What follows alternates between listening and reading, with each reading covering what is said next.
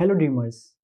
In this video, we are going to discuss neurotic, stress-related and somatoform disorders.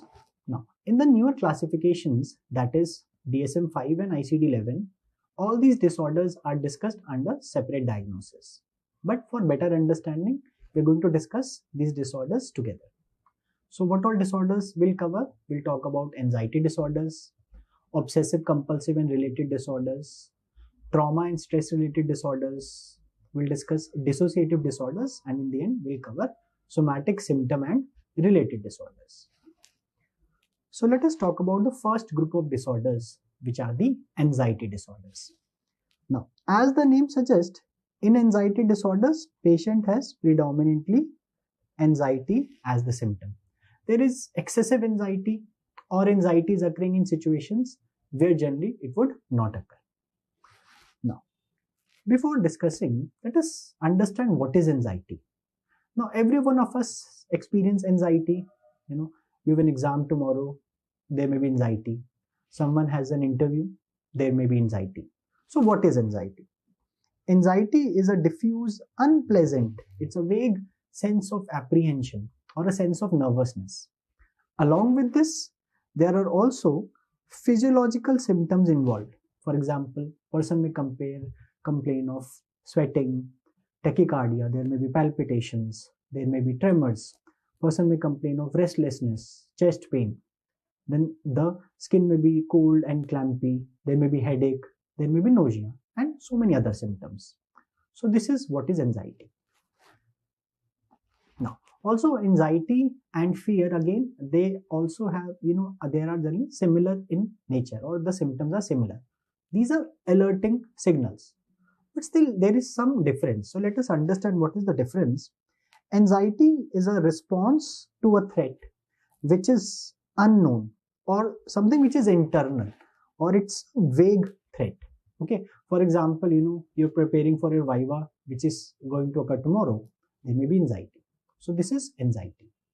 On the other hand, fear is a response to a threat which is more known, or it is external, or something which is definite. For example, someone sees a spider nearby and there is fear. So this is the difference between anxiety and fear. But again, we'll use these terms interchangeably in between when we talk about anxiety disorders. Now, so anxiety disorders, there are 5 anxiety disorders. For better understanding, we can divide them into 3 groups. One, we will talk about, first disorder we'll discuss is the panic disorder. The panic disorder, is something which occurs suddenly. Okay, it is sudden in onset. Okay, and lasts for short duration. Then the next 3 anxiety disorders, so we have grouped them together so that again it becomes easier for us to understand. So these are phobias. That means here the anxiety is situational. That means if there is a particular situation, there will be, anxiety. Otherwise, there will be no anxiety. 3 important disorders are covered here: agoraphobia, specific phobia, and social phobia. And lastly, we'll discuss generalized anxiety disorder. As the name suggests, here the anxiety is more persistent, more generalized. So let us talk about the epidemiology of anxiety disorder. Now, as a group, most common psychiatric illness in the world, we say, are the anxiety disorders. And if we talk about individual disorder, the most common psychiatric disorder is specific phobia. Now, all anxiety disorder, or most of the anxiety disorders, are more common in females than males, except social anxiety disorder, where we see that the prevalence is equal. So female is equal to male. Now, let's start with the first disorder, that is panic disorder. So before that, let us try to understand what is a panic attack. So panic attack is an acute, sudden attack of intense anxiety. So it is sudden, and there is intense, severe anxiety with symptoms like there is palpitations, then there is sweating, patient may complain of tremors, shortness of breath, chest pain may be there, then depersonalization, which is, feeling of detachment from self, or There may be derealization, which is a feeling of detachment from the surroundings or feeling of unreality. Okay, so along with these symptoms, so there is sudden attack of intense anxiety accompanied by these symptoms. Along with this, very important, in a panic attack, there is fear of impending doom. Doom is that everything is about to end. Impending means it is about to occur. So patient complains that there is a feeling that everything is about to end, or there is a fear of dying. I'm dying, oh my god, there is a fear that I'm dying, or I'm losing control, or I'm going crazy. So this is what happens in a panic attack. Sudden onset of acute anxiety, severe anxiety, along with this fear that I am about to die. This is what is a panic attack. Now, recurrent panic attacks, we say, is a panic disorder. So person having multiple such panic attacks is panic disorder. Now, also let's remember that the panic attacks which occur, they are unexpected. Okay, that means they are not restricted to any particular situation. Okay, so person can have these panic attacks anywhere, or it can occur anytime. So there are no, triggers or cues, which would occur before the onset. They could occur anytime. Okay, and generally they last for, few minutes, maybe, 20 to 30 minutes, and rarely they may last even more than 1 hour.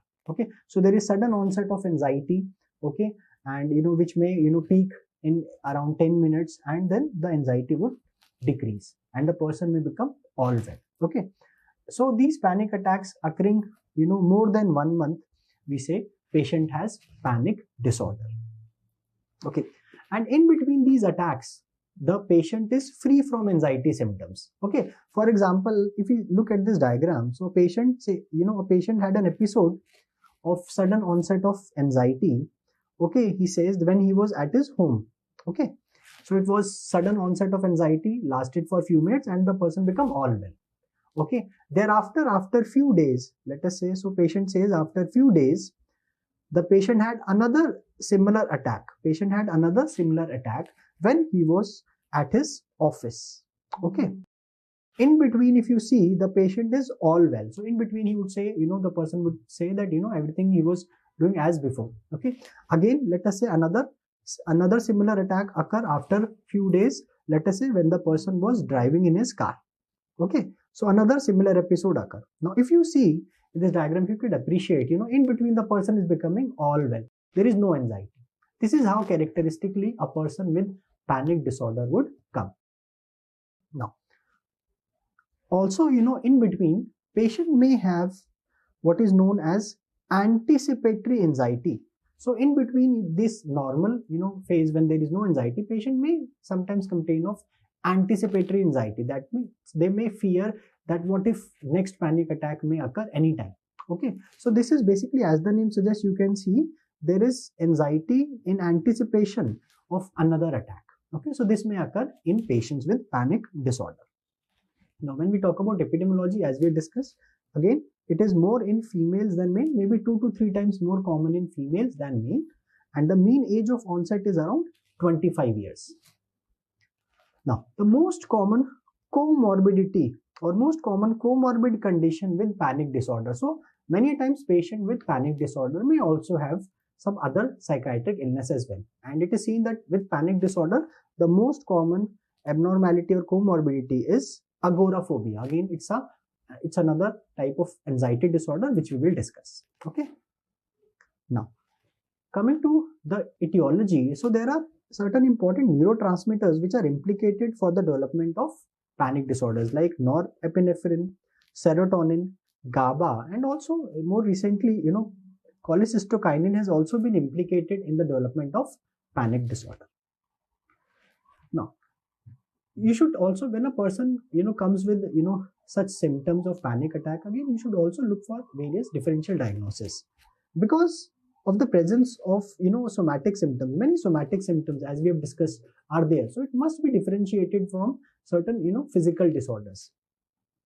For example, cardiovascular abnormalities, for example myocardial infarction or angina or mitral valve prolapse, even anemia or hypertension can also present with similar symptoms. So it should be, differentiated. Then again, pulmonary symptoms or pulmonary diagnosis may be there, like someone with asthma. Again, person with asthma may complain of sudden onset of feelings of breathlessness. Okay, so again, it should be differentiated from anxiety disorder. Then disorders like pulmonary embolism.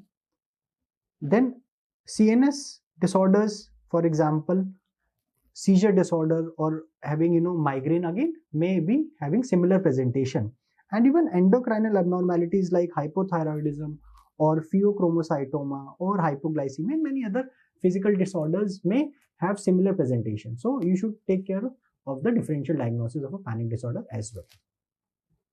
Now, coming to the treatment, when we talk about the treatment, so we have, medicines, that is pharmacotherapy, and also there is psychotherapy. Now, pharmacotherapy, we say SSRIs are the drug of choice. So generally the SSRIs are considered as the drug of choice. Also, when a patient with panic disorder comes, we may also add initially benzodiazepine, because as we know, SSRIs may take some time. Okay, so initially for some time we may also add benzodiazepine. Of course, benzodiazepine should be added for short duration and gradually we taper and stop. Okay, because of their abuse potential. Now, also, please remember, overall we say drug of choice, again SSRIs are there, but again, if a person comes in acute attack, so person comes to you, during the emergency, and person comes with a panic attack, at that time what you will give? So in the acute phase, benzodiazepines may be given, or they may be preferred as the drug of choice, but overall we say SSRIs are the drug of choice. So in acute phase, in the acute stage of panic attack, you can give benzodiazepines like lorazepam, clonazepam. Okay, along with SSRIs, even SNRIs like venlafaxine, they are also considered as first line drugs. Okay, but yes, we may prefer SSRIs. Okay, but venlafaxine like SNRIs are also used. Also, there may be other drugs which can be used like buspirone. Buspirone is a 5-HT1A agonist as well as partial agonist, and D2 agonist and antagonist. Again, it can also be used. Again, it has anxiolytic properties. So generally, again, so we can remember, in the pharmacotherapy, SSRIs are the drug of choice. Now, in the psychotherapy, we say cognitive behavior therapy is the therapy of choice which is used in panic disorder. So here basically again we use cognitive techniques, which is again based on the assumptions that the panic disorder is occurring because of misinterpretation of mild symptoms, which the person misinterpret as something like feeling of impending doom. Or also we use behavioral techniques to decrease the behavior associated with the panic attacks. Okay, so we use CBT as one of the important therapies. Then there are other therapies which can be used like relaxation techniques or psychodynamic psychotherapy. Again, psychodynamic psychotherapies are based on the premise that these attacks or these anxiety problems occur because of unresolved psychological conflicts. Okay, so again those techniques may also be used. Now, when we say treatment of choice, so we've discussed drugs of choice, we've discussed therapy of choice. So when we say treatment of choice for a panic disorder, so it is usually said that a combination, generally has shown to have better efficacy. So combination of pharmacotherapy and psychotherapy may have better results. So, in again drugs, you can use SSRI along with short duration of benzodiazepines as well as CBT. So this would be the treatment of choice for panic disorder. Now, let's talk about the second anxiety disorder. So now we discuss three important disorders which is having situational anxiety. That means anxiety is occurring in a particular situation. As compared to panic disorder, we have just learned that panic disorders occur unexpected. They can occur anywhere or anytime. So agoraphobia. So what is agoraphobia? Let's try to understand. So here in agoraphobia, there is severe anxiety or fear in two or more of the following situations. So 5 situations we'll discuss. So anxiety should occur in at least 2 or more situations. Then we will call it as agoraphobia. So that means anxiety is occurring in multiple situations. So first situation is in public transportation. So while traveling in public transport, like a train or airplane, the person reports that there is severe anxiety. Anxiety is so much that person may stop using these public transportations. Okay, so person may say, sir, there, it has been 5 years, 10 years, I have not used a public transport because I develop intense anxiety. Then other situations include, anxiety may occur in open spaces, big open spaces like big parks, huge parking lots. Patient may report of, intense anxiety. The next situation is anxiety may occur in closed spaces. For example, in lift, in theaters, when the entire theater is closed. So in closed spaces, again, patient may report of anxiety.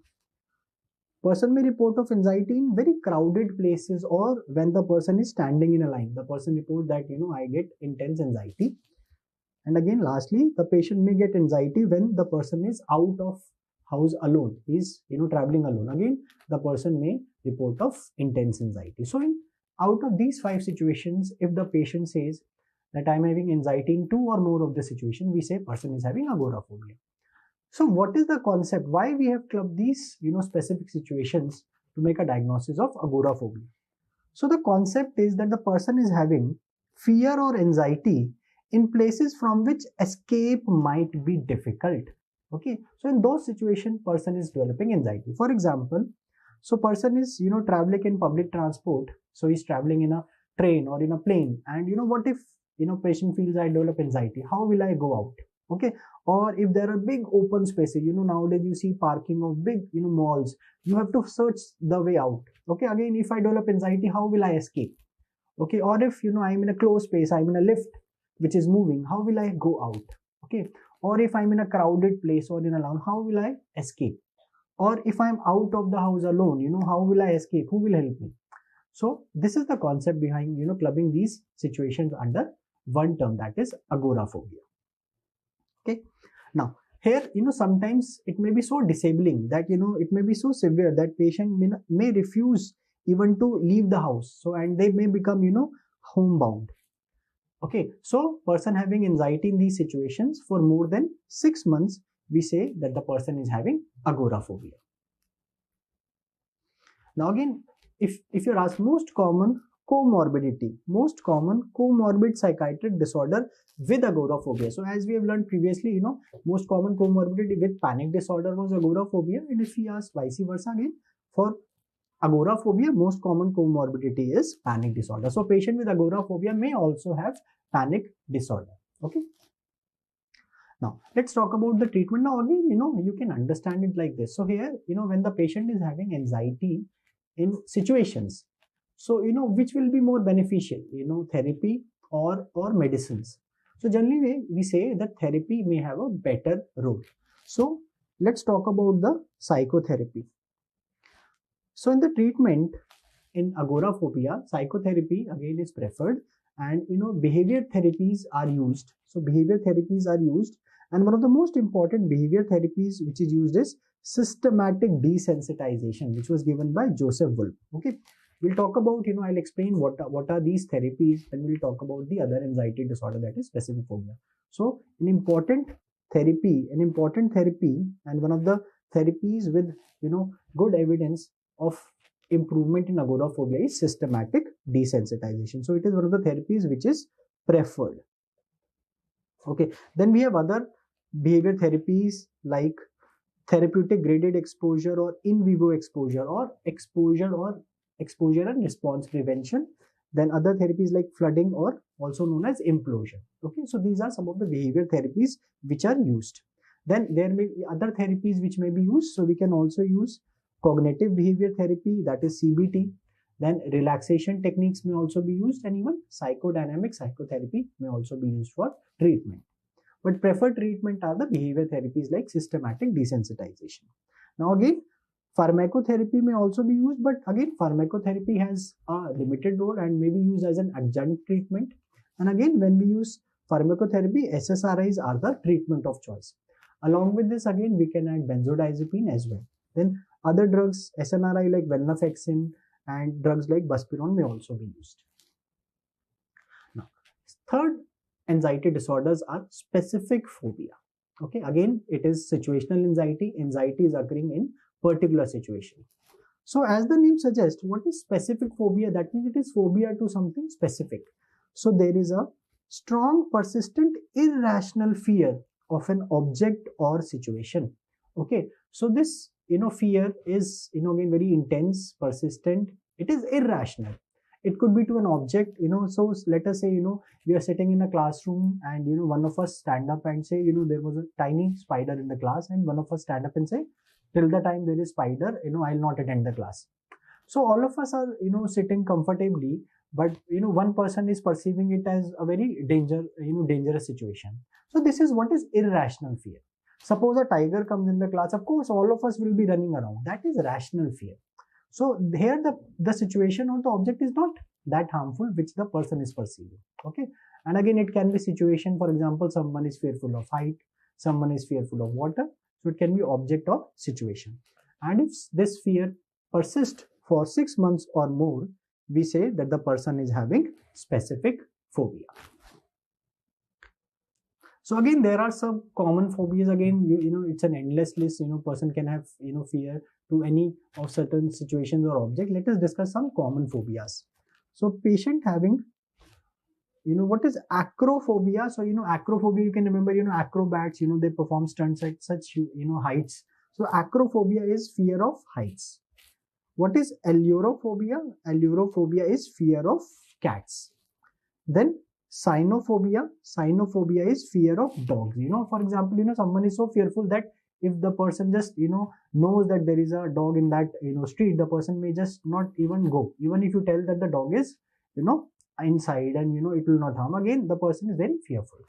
Then claustrophobia. Claustrophobia is fear of closed spaces. Okay. Then misophobia. Misophobia is fear of dirt or germs. Okay.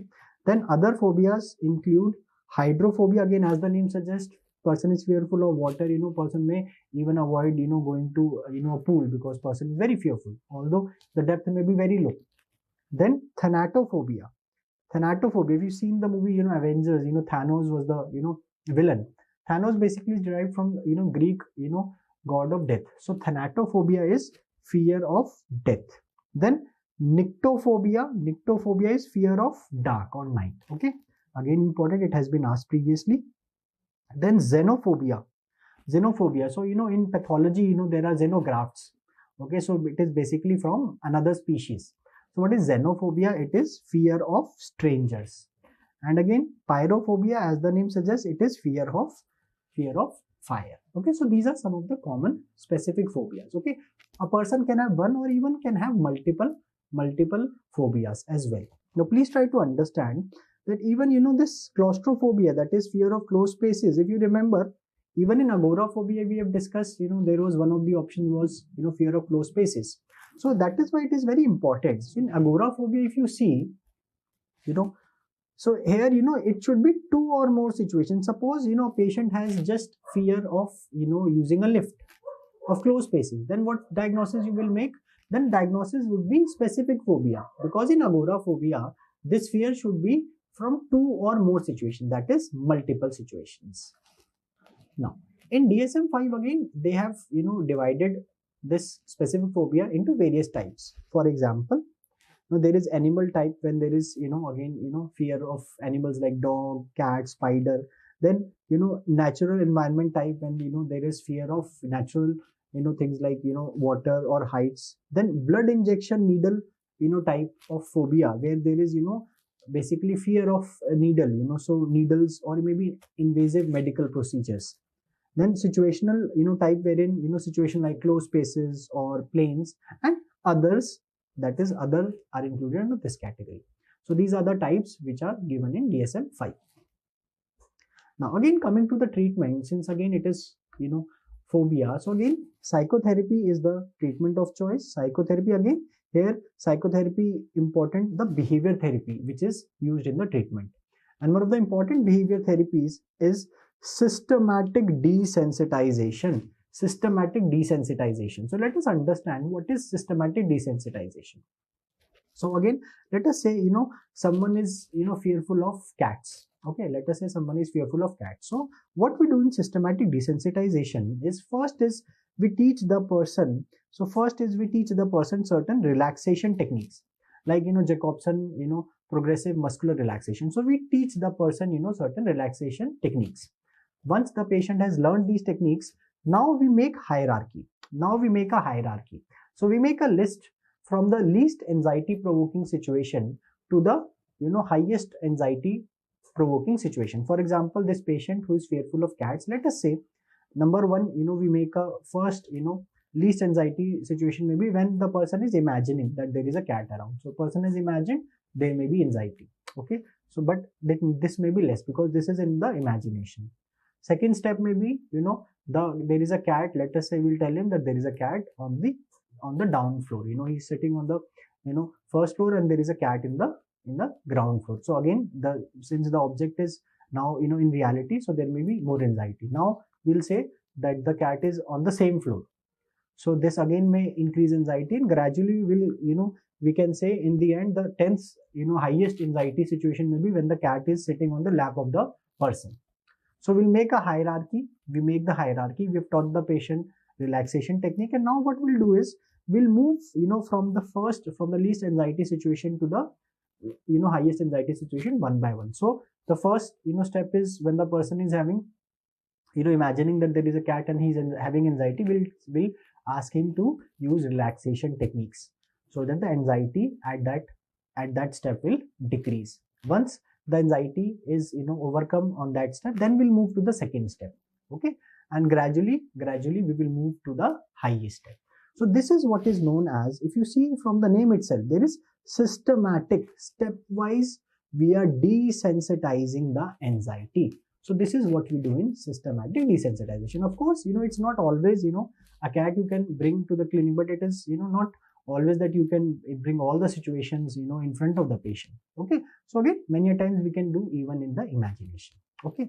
So this is systematic desensitization, which is one of the preferred technique. Okay. This is one of the best, technique for specific phobia. Then there are other techniques. So second technique is therapeutic graded exposure, or in vivo exposure, or you can say exposure and response prevention. Okay. So now what is this? Basically, it is similar to systematic desensitization. Only thing is, so we do everything except that we don't use a relaxation technique. So systematic desensitization minus a relaxation technique is therapeutic graded exposure. So basically what we do, we make a hierarchy and then we move one by one. So basically what happens is patient learns to get habituated to the anxiety. So person is imagining, and there is anxiety. After some time, the person gets used to it, gets habituated and is able to overcome. So we don't use, relaxation techniques here. Okay. So this is, again, as the name suggests, you can see there is therapeutic graded. We give graded exposure. One by one, we increase the intensity of the exposure. Okay. And we prevent the anxiety or the response. So this is again another method which can be used.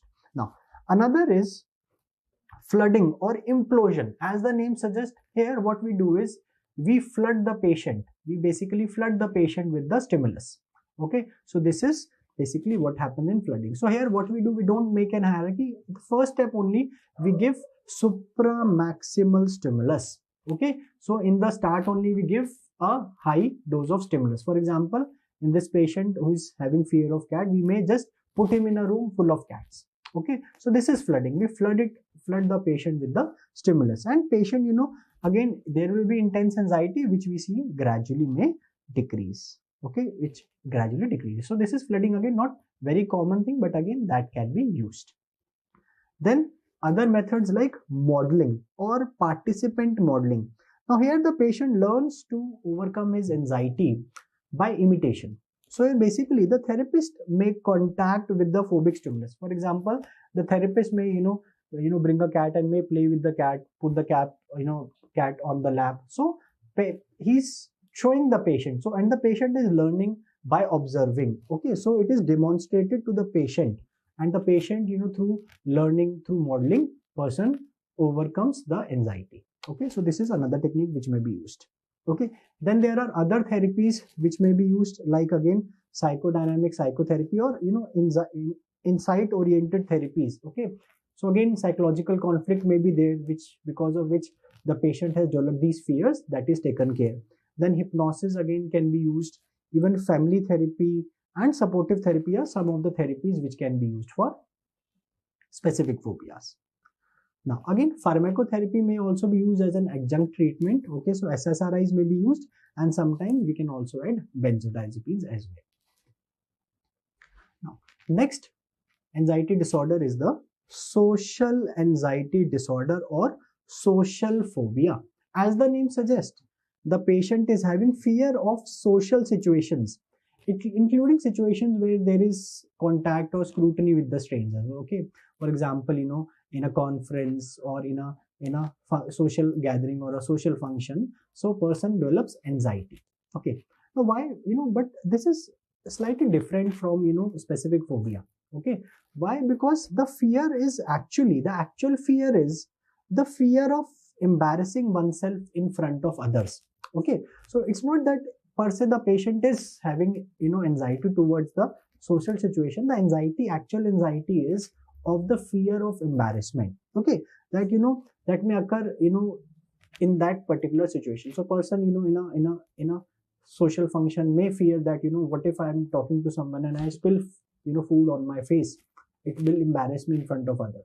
What if I'm talking and I blurt something which may embarrass me in front of others. So this is what the actual fear is. Okay, so this is social anxiety disorder. Again, duration is 6 months. So if it is persistent for 6 months or more, we say it is social anxiety disorder.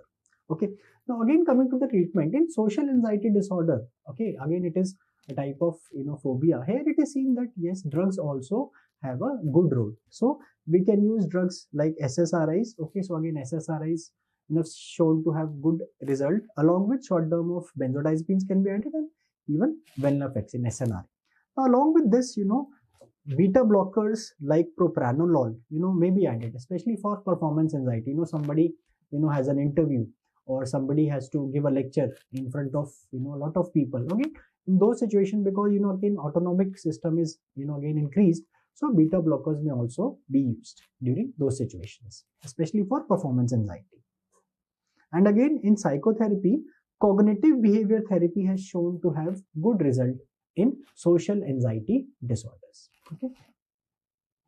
Now again, if we see the phobias, again if you see, if there is a particular stimulus, if there is a particular situation, the person has anxiety, and if you remove the stimulus, the anxiety will become all well. So in between, when there is no contact, or there is no situation, the anxiety is not there, so person is normal.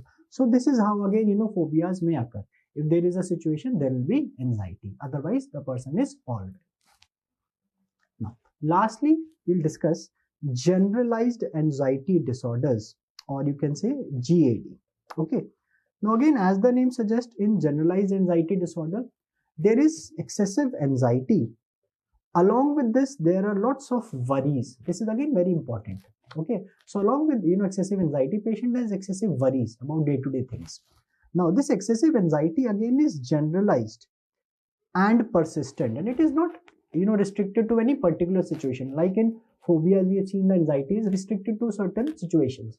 Here it is generalized. It is occurring in nearly every situation. So many times it is also called as free floating anxiety. Anxiety is throughout, it is floating everywhere, so it is free floating anxiety.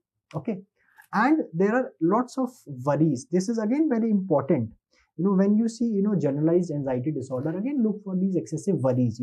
Patient, these worries may involve small day-to-day things. A housewife may worry, husband is late, so oh my god, why is he late, what might have happened, my children have not come from school, oh my god, what might have happened. Or worry small things, I have to go to a meeting tomorrow, again there are worries, or worries related to health, small worries related to finances. So worries are on these small things, daily things in life, person is persistently worried about. Okay, now along with this, patient have a difficulty to control. Person has difficulty to control. Now how you differentiate it from normal day to day, normal worries also we may have. Now because person is having difficulty in controlling them, and sometimes these worries take a upper hand, and the person may neglect all the other things, but these worries may continue, leading to again impairment of functioning. Since it's a disorder, so there will be impairment of functioning. Okay, along with these anxiety and worries, person may also also have physical symptoms, autonomic hyperactivity is there, and physical symptoms may be there, like restlessness, fatigue, poor concentration, the person will complain, irritability, muscle tension may be there, headache may be there, and also person may complain of even insomnia. So if these anxiety, if it is persistent for 6 months or more, we say person is having generalized anxiety disorder. Now again, coming to the treatment, pharmacotherapy again has shown to have good result in the management. So again, SSRIs are the drugs which are used, and again for short term we can also use benzodiazepine. Along with this, SNRIs also are used as first line drugs. Okay, but again, if you have to choose one, you can choose SSRIs. Now along with this, again buspirone also can be used. Now under psychotherapy, it is seen cognitive behavior therapy, CBT, again is shown to be very effective for GAD. Okay, so again preferred psychotherapy is CBT. Along with this, other therapies like supportive psychotherapy or insight oriented psychotherapies, they can be used. So this is what is happening in GAD. If you with the help of the diagram, if you see, the anxiety is not very severe as it was seen in other disorder, but it is again lesser of anxiety, but is occurring, it is persistent. It is persistent throughout. So most part of the days, person will report of this anxiety, along with worries and other physical symptoms. So this is what is generalized anxiety disorder. Now again, if we just recapitulate, let's try to just understand, the treatment. Again, panic disorder and generalized anxiety disorder, again SSRIs are one of the drugs which are used, and along with this CBT, and many times the combination may have better result, so you can choose a combination. Okay, while in the phobias, social phobia, again it is seen here CBT has a good role, CBT, and along with this even drugs also have a good role, so even drugs can also be used sometimes.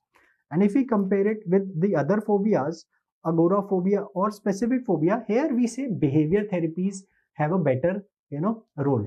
So behavior therapies are preferred, and SSRIs like drugs may be added as an adjunct. Okay, so this is about a nutshell about the treatment of these anxiety disorders. Now let's talk about obsessive compulsive and related disorders.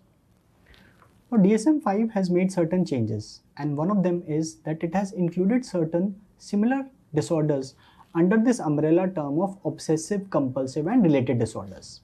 So what all important disorders included under this? OCD, that is obsessive compulsive disorder, BDD, body dysmorphic disorder, hoarding disorder, trichotillomania or hair pulling disorder, and excoriation or skin picking disorder. Similar changes have also been done in ICD-11, which we'll discuss in the end. So let's start with the first disorder, that is obsessive compulsive disorder or OCD. Now, as the name suggests, in OCD, patient has recurrent obsessions and compulsions. So let us try to understand what are obsessions and compulsions. So the characteristics of obsessions you can remember with the mnemonic ROSY. So R stands for recurrent.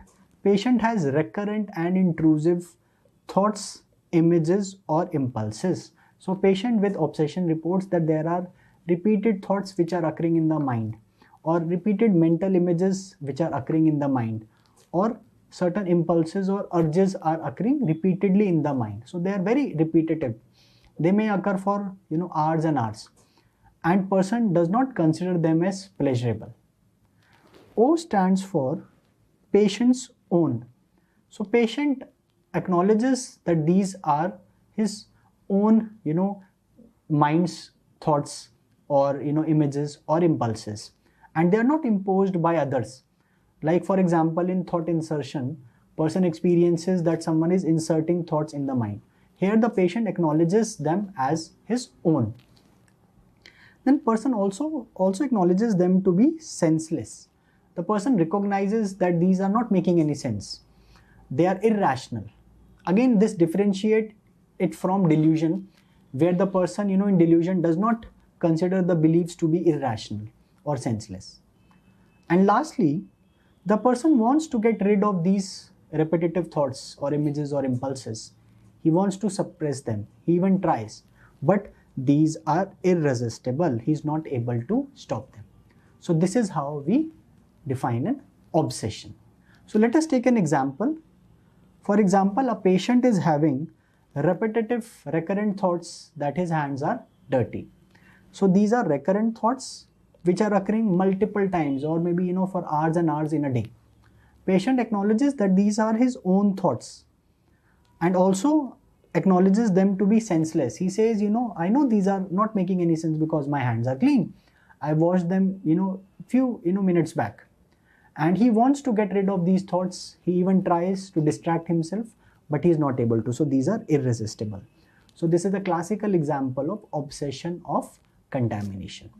So this is how we define an obsession. Now let us try to understand what is a compulsion. Compulsions are repetitive behaviors. For example, washing or checking, or sometimes they may be recurrent repetitive mental acts. So person is performing some acts in the mind. So from outside it may not appear that person is doing anything. For example, the person is counting something in his mind. So compulsion, as the name suggests, these are person is doing something out of compulsion. So for example, in obsession of contamination, person is having repeated thoughts that the hands are dirty, and subsequently the person, what he starts doing, he starts washing these hands, and it's not once or twice. He may do it multiple times or maybe for hours and hours. Now, so these compulsions basically person performs in response to an obsession like we've just discussed, or in a rigid or a rule-bound manner the person do these things, and the purpose is to reduce the anxiety. But of course he is not able to suppress the anxiety. Now, how to differentiate? Sometimes normally also we do some things, repeatedly. Maybe you go and check the door once or twice. So how to differentiate that whether it is normal or it is obsessive compulsive disorder? In OCD, these obsessions and compulsions are time consuming. For example, patient may report that he's spending more than an hour or maybe 2-3 hours every day in this obsessions or compulsions only, and also these cause clinically significant distress to the patient or may impair his functioning. So he may not be able to do other functions because of these obsessions and compulsions. This is how we can differentiate it from the normal behavior. Now, when we talk about obsessions and compulsions, we often say that these are ego dystonic or ego alien. So ego means the mind, dystonic means they're unacceptable to the mind. Okay, so these are unacceptable to the mind. So whenever you read these terms, ego dystonia or ego alien, it is obsessive compulsive disorder. Now, some patients, again, there may be many subtypes. Some patients may only have obsessions. There are no compulsions. Some patients only have compulsions, while some patients may present with both obsession and compulsion. And this is the most common presentation when patients have both obsessions and compulsions. Now, there are certain specifiers which have been added in DSM-5 as well as in ICD-11. Now, so based on the insight, we say that patient may have good or fair insight. So let us say a patient has an obsession in which he have these thoughts that if he does not check the switch 10 times, his house will burn. Okay, so here the patient is having these repetitive thoughts and he may also be performing these compulsions, but patient knows that this is not true. So he knows that even if he does not do, his house will not catch fire. But of course, because of these obsessions and compulsion, he is doing that. So this is what is known as good or fair insight. Patient with poor insight, again may think probably, if he does not do, his house may actually catch fire.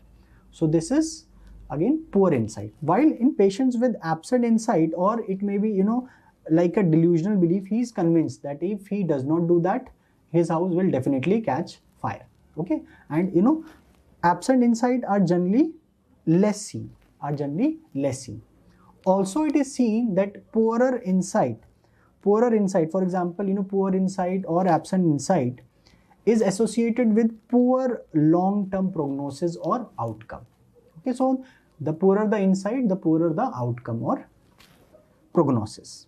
So now let's talk about the epidemiology of OCD.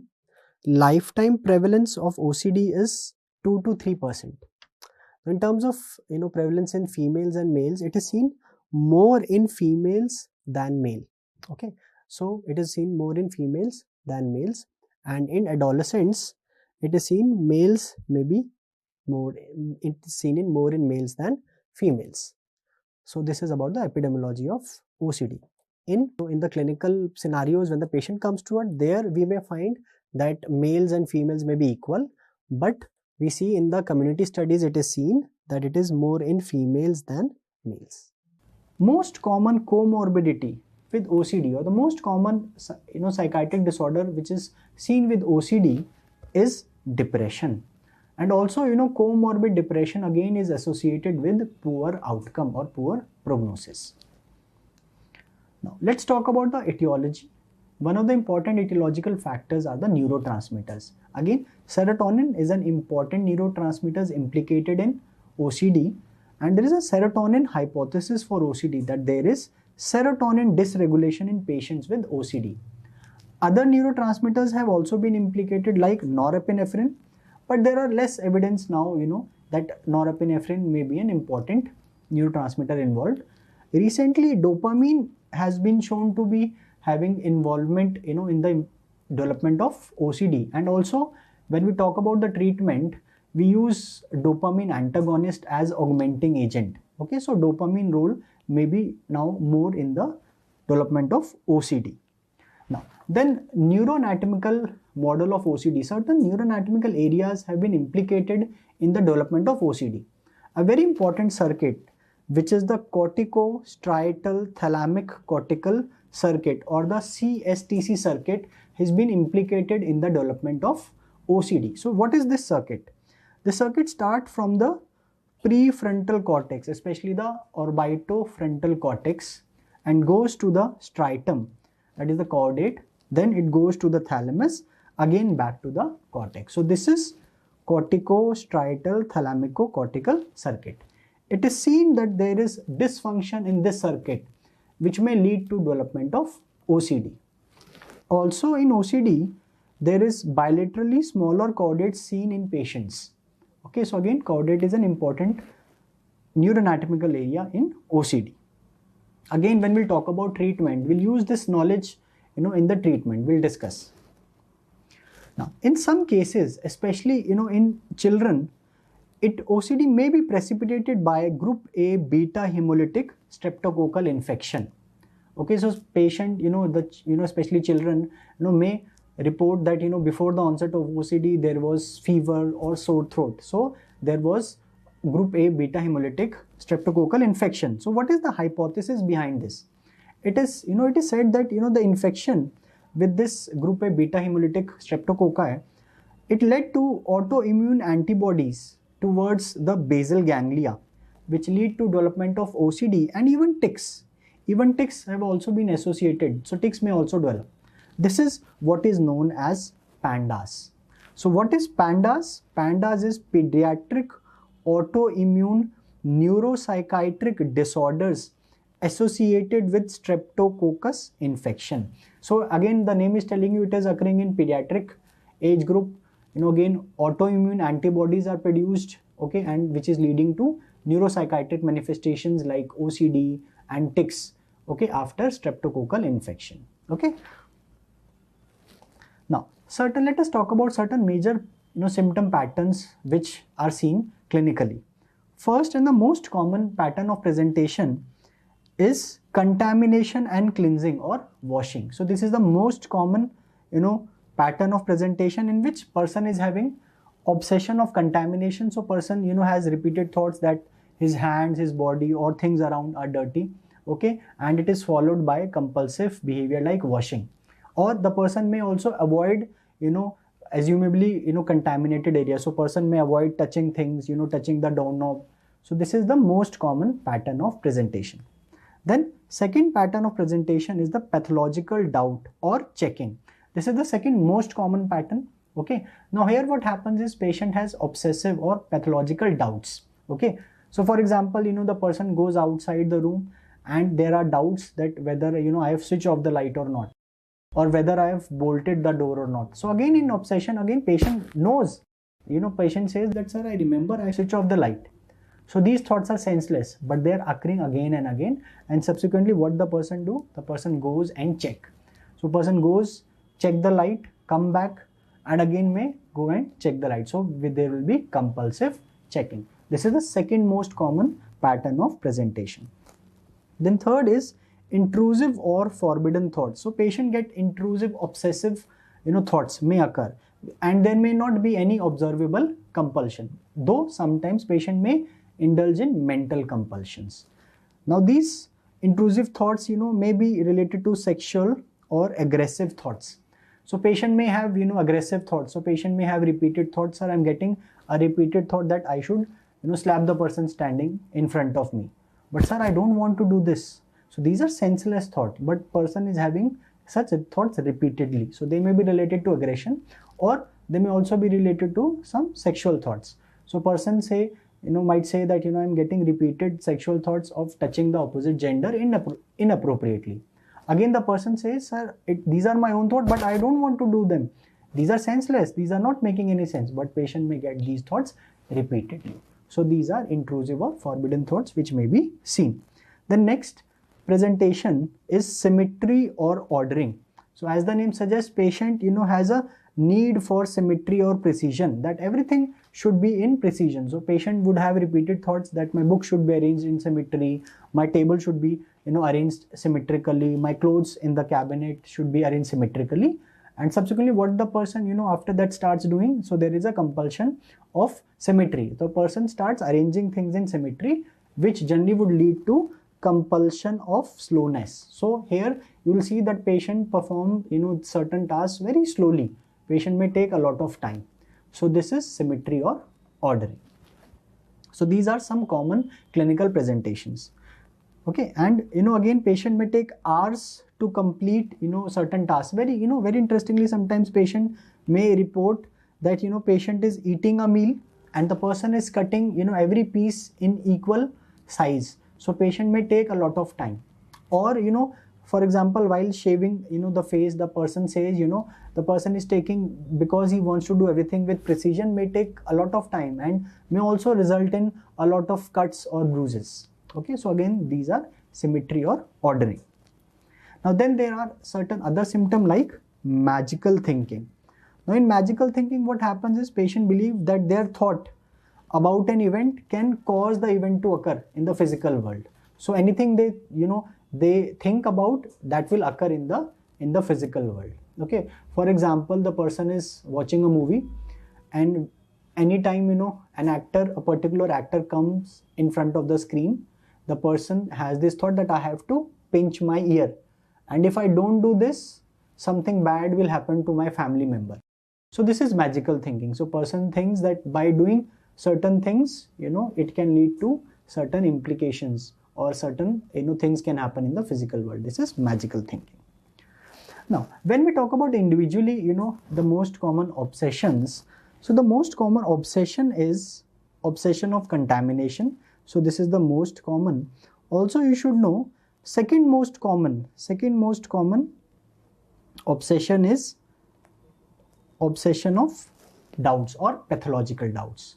Okay, then other obsessions include somatic obsessions. Here somatic sensation is basically the need to, or the urge to focus on certain bodily functions, for example breathing, or for example blinking, or tongue movement. So patient has repetitive thought that he should focus on these involuntary body movements. Then need for symmetry, as we had discussed, aggressive obsessions, sexual obsessions, and sometimes even multiple obsessions may occur. So a patient may have multiple of such obsessions in him. So these are some of the, so you should remember at least the first two, you should remember which is the most common and which is the second most common. Now again, similarly, when we talk about compulsion, now please remember this. Although most common obsession is obsession of contamination, but most common compulsion, if you're asked, so C for compulsion, C for checking. Checking is the most common compulsion. Then second most compulsion is washing or cleansing. Second most compulsion is washing or cleansing. Then other compulsion like counting. So person, anything he do in counts, multiples of certain number. or if suppose he's counting something, he has to count again and again. Then need to ask or confess. Many times patient has this compulsion that he has to ask something again and again or confess something again and again. Then compulsion of symmetry and precision, where person is doing things with symmetry or precision, leading to slowness. And also multiple. So many times patient may have multiple of such compulsions together. Okay, so please remember these most common, especially the first two most common obsessions and compulsions. Now, when we talk about the course and prognosis, 50% of the patients with OCD have sudden onset of symptoms.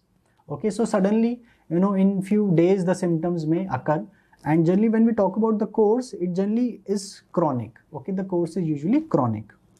Now, in OCD, we say that 20 to 30% patients shows significant improvement. 40 to 50% shows moderate improvement, while 20 to 40% may not show any improvement, or the symptoms may even worsen. Now, when we talk about the treatment, again, there are two important pillars of treatment. One is the pharmacotherapy, that is the drugs, and the other is psychotherapy. So in pharmacotherapy, the first line agent, so there are two important first line drugs. One is the SSRIs, that is the selective serotonin reuptake inhibitors, and second is one TCA, tricyclic antidepressant, is also considered as a first line agent, and in fact it is the most serotonin selective TCA, that is clomipramine. So both SSRI and clomipramine are considered as first line agent for treatment of OCD, but still we prefer SSRIs. SSRIs are preferred because of better side effect profile. Clomipramine has more side effects, anticholinergic side effects are there, and hypotension, postural hypotension may be there, again sedation may be there. So because of safe side effect profile, SSRIs are preferred. Okay, but both of them can be used as first line drugs.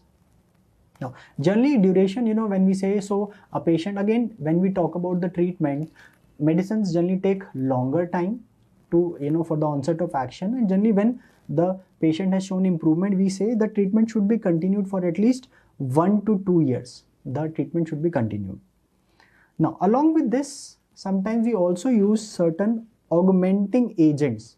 So augmenting agents may be used. So along with SSRIs or clomipramine, we may add certain other drugs to increase the effect. So one of the important augmenting agents are the antipsychotics. So if you remember, when we talking about the etiology, we discussed dopamine again is shown to be implicated. So antipsychotics are showing improvement in the symptoms, especially drugs like risperidone, aripiprazole. Again, these are drugs which have shown to have good effect in patients with OCD when used as augmenting agent. Other drugs like haloperidol, olanzapine, these may also be used.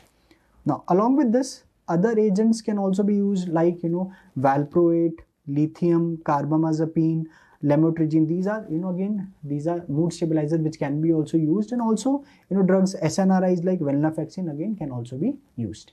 Now, let's talk about the psychotherapy. So in psychotherapy, cognitive behavior therapy, that is CBT, is used, and primarily the behavioral technique of exposure and response prevention, or ERP, is the treatment, is the therapy of choice. So if in the option both CBT and ERP are given, you should again you should choose ERP. ERP being more specific. Okay, so as the name suggests, what is happening in ERP? So there is exposure, so in vivo or imaginal exposure of the feared stimulus is given. Okay, so for example, someone is having obsession of contamination, so you may take make him sit in front of a table where there is dirt, so you're exposing him to that feared situation, and subsequently what we do is we ask the patient not to engage in that compulsive behavior. So we are preventing the response. So this is ERP, exposing the patient with the situation and preventing the response.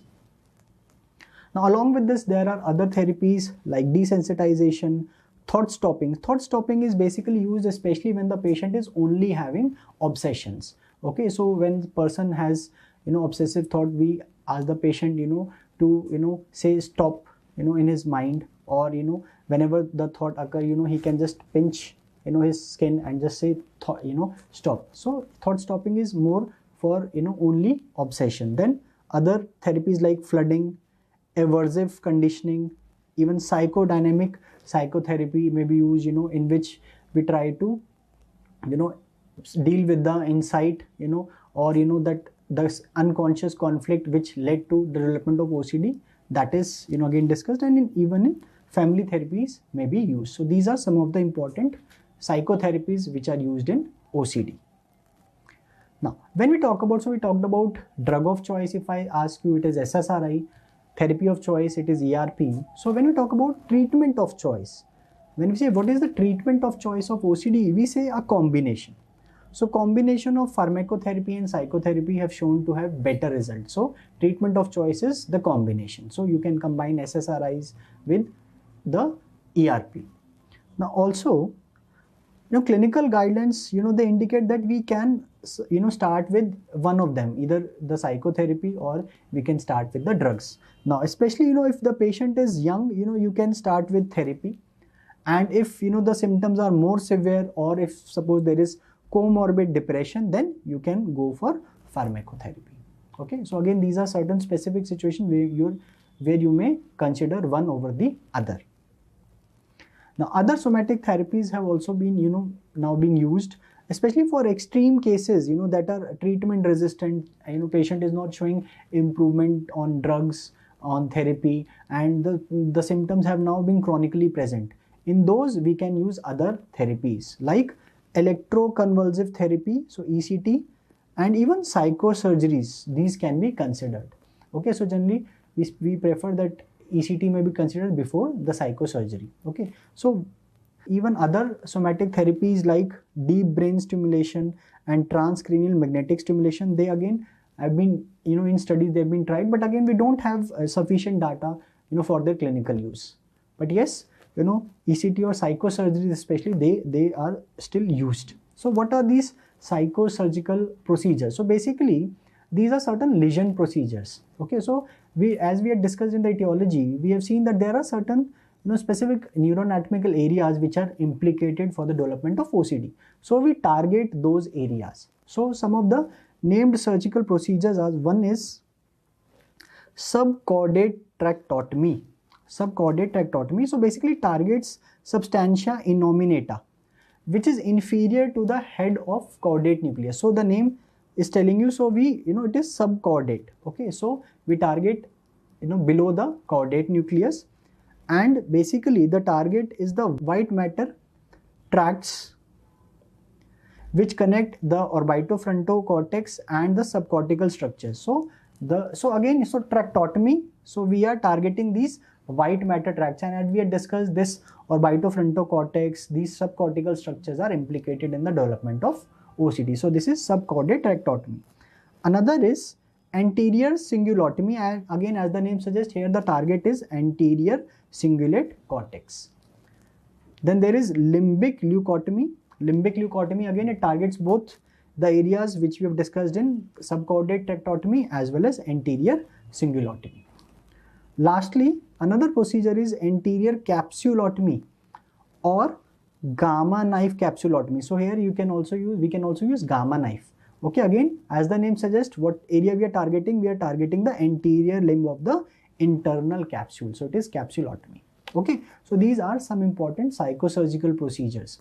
Now, in Mental Health Care Act 2017, which is introduced in India, now these psychosurgical procedures, they say that these are prohibited procedures.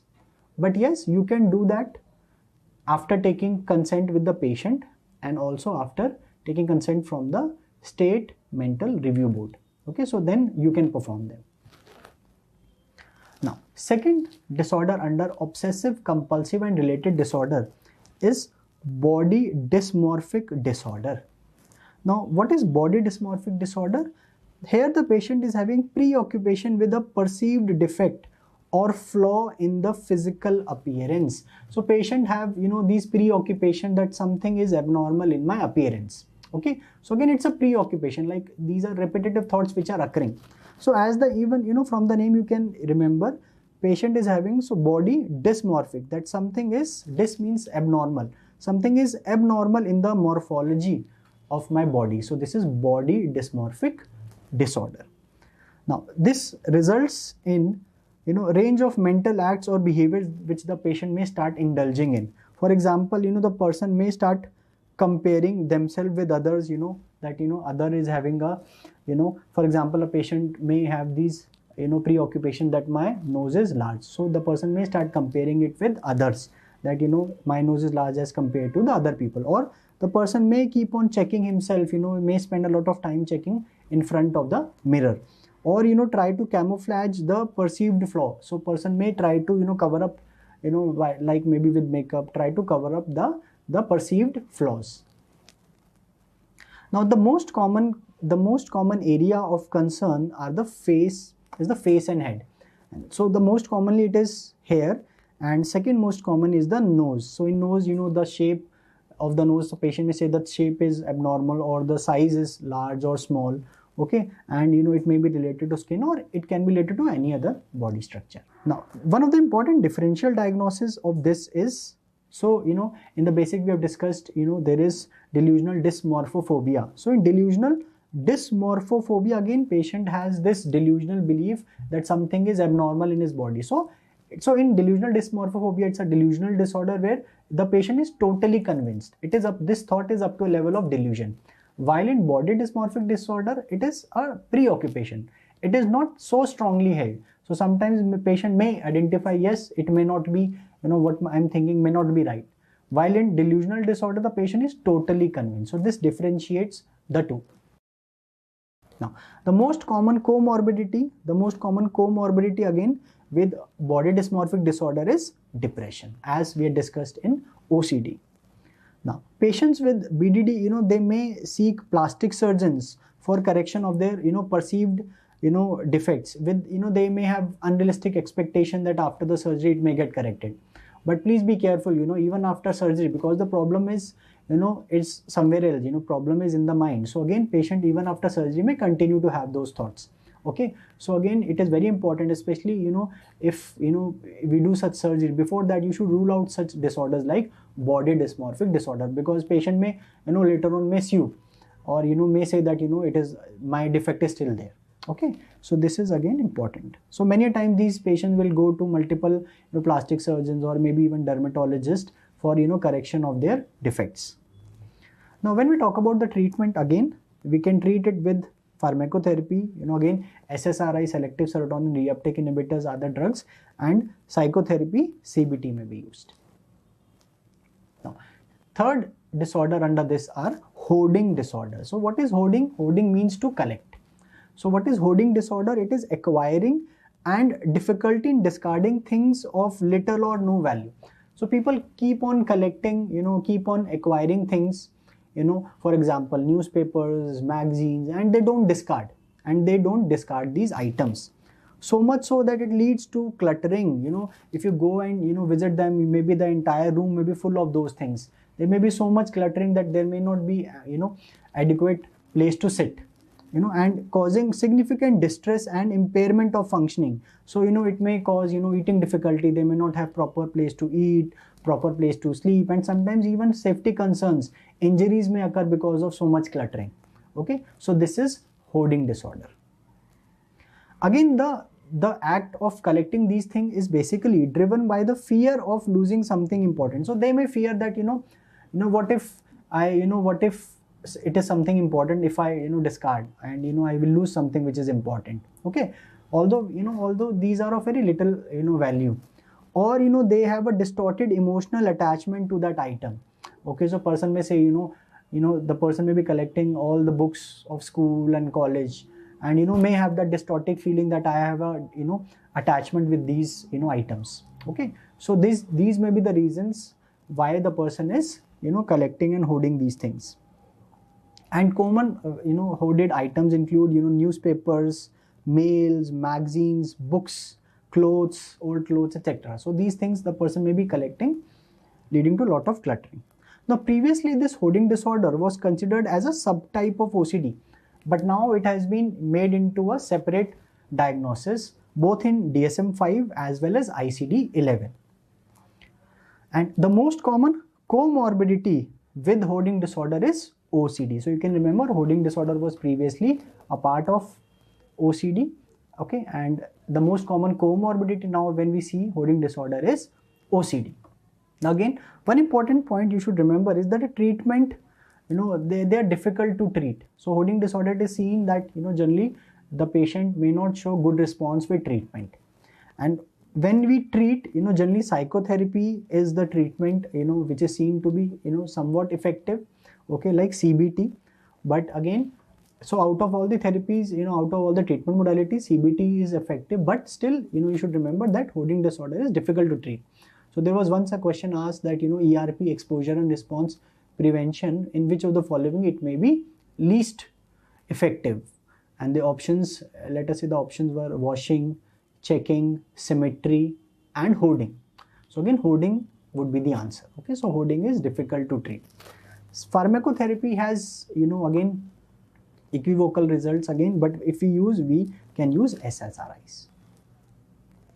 Now, fourth important disorder under this is trichotillomania, or also known as hair pulling disorder. So as the name suggests, there is a recurrent pulling out of one's hair, and which results in hair loss. So person is repeatedly pulling out the hair, so pulling out the body hair, and which is leading to hair loss. And this is again accompanied by unsuccessful attempts to decrease or stop the behavior. The person would say that he would want to stop this behavior, but he is unsuccessful in stopping it or reducing the behavior. So this is trichotillomania, or hair pulling disorder. Now again, in hair pulling disorder, the patient reports that there is an increased sense of tension, before engaging in the behavior. So before, the person pulls the hair, there is a growing tension.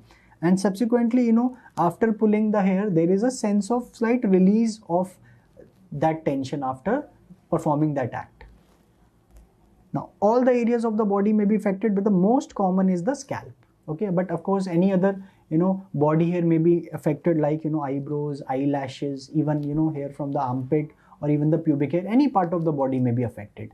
But you can remember, most common is the scalp.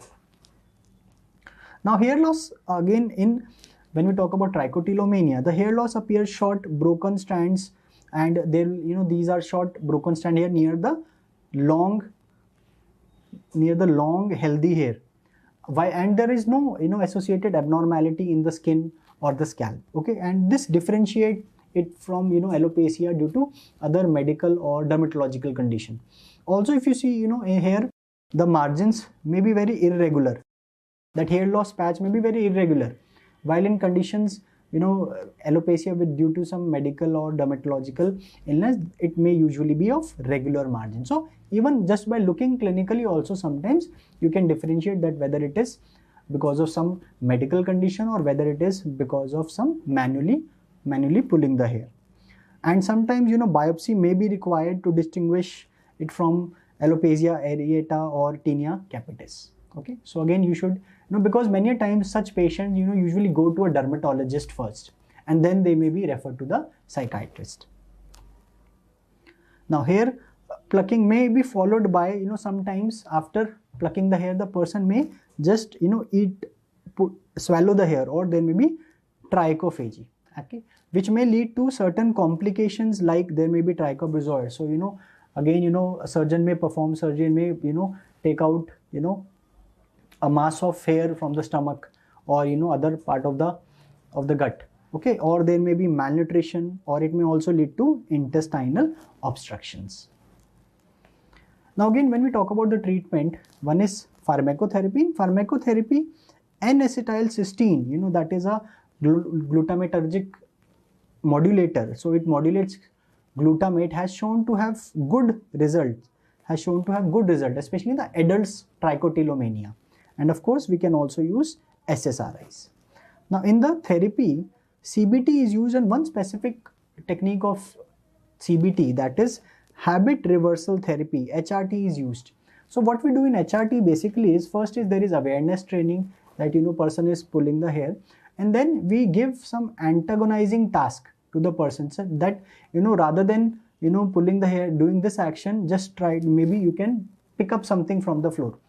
So again, person can do only one act at a time. So we try to give some antagonizing movement, so that this movement of pulling the hair may be avoided. So habit reversal therapy, or HRT, is used.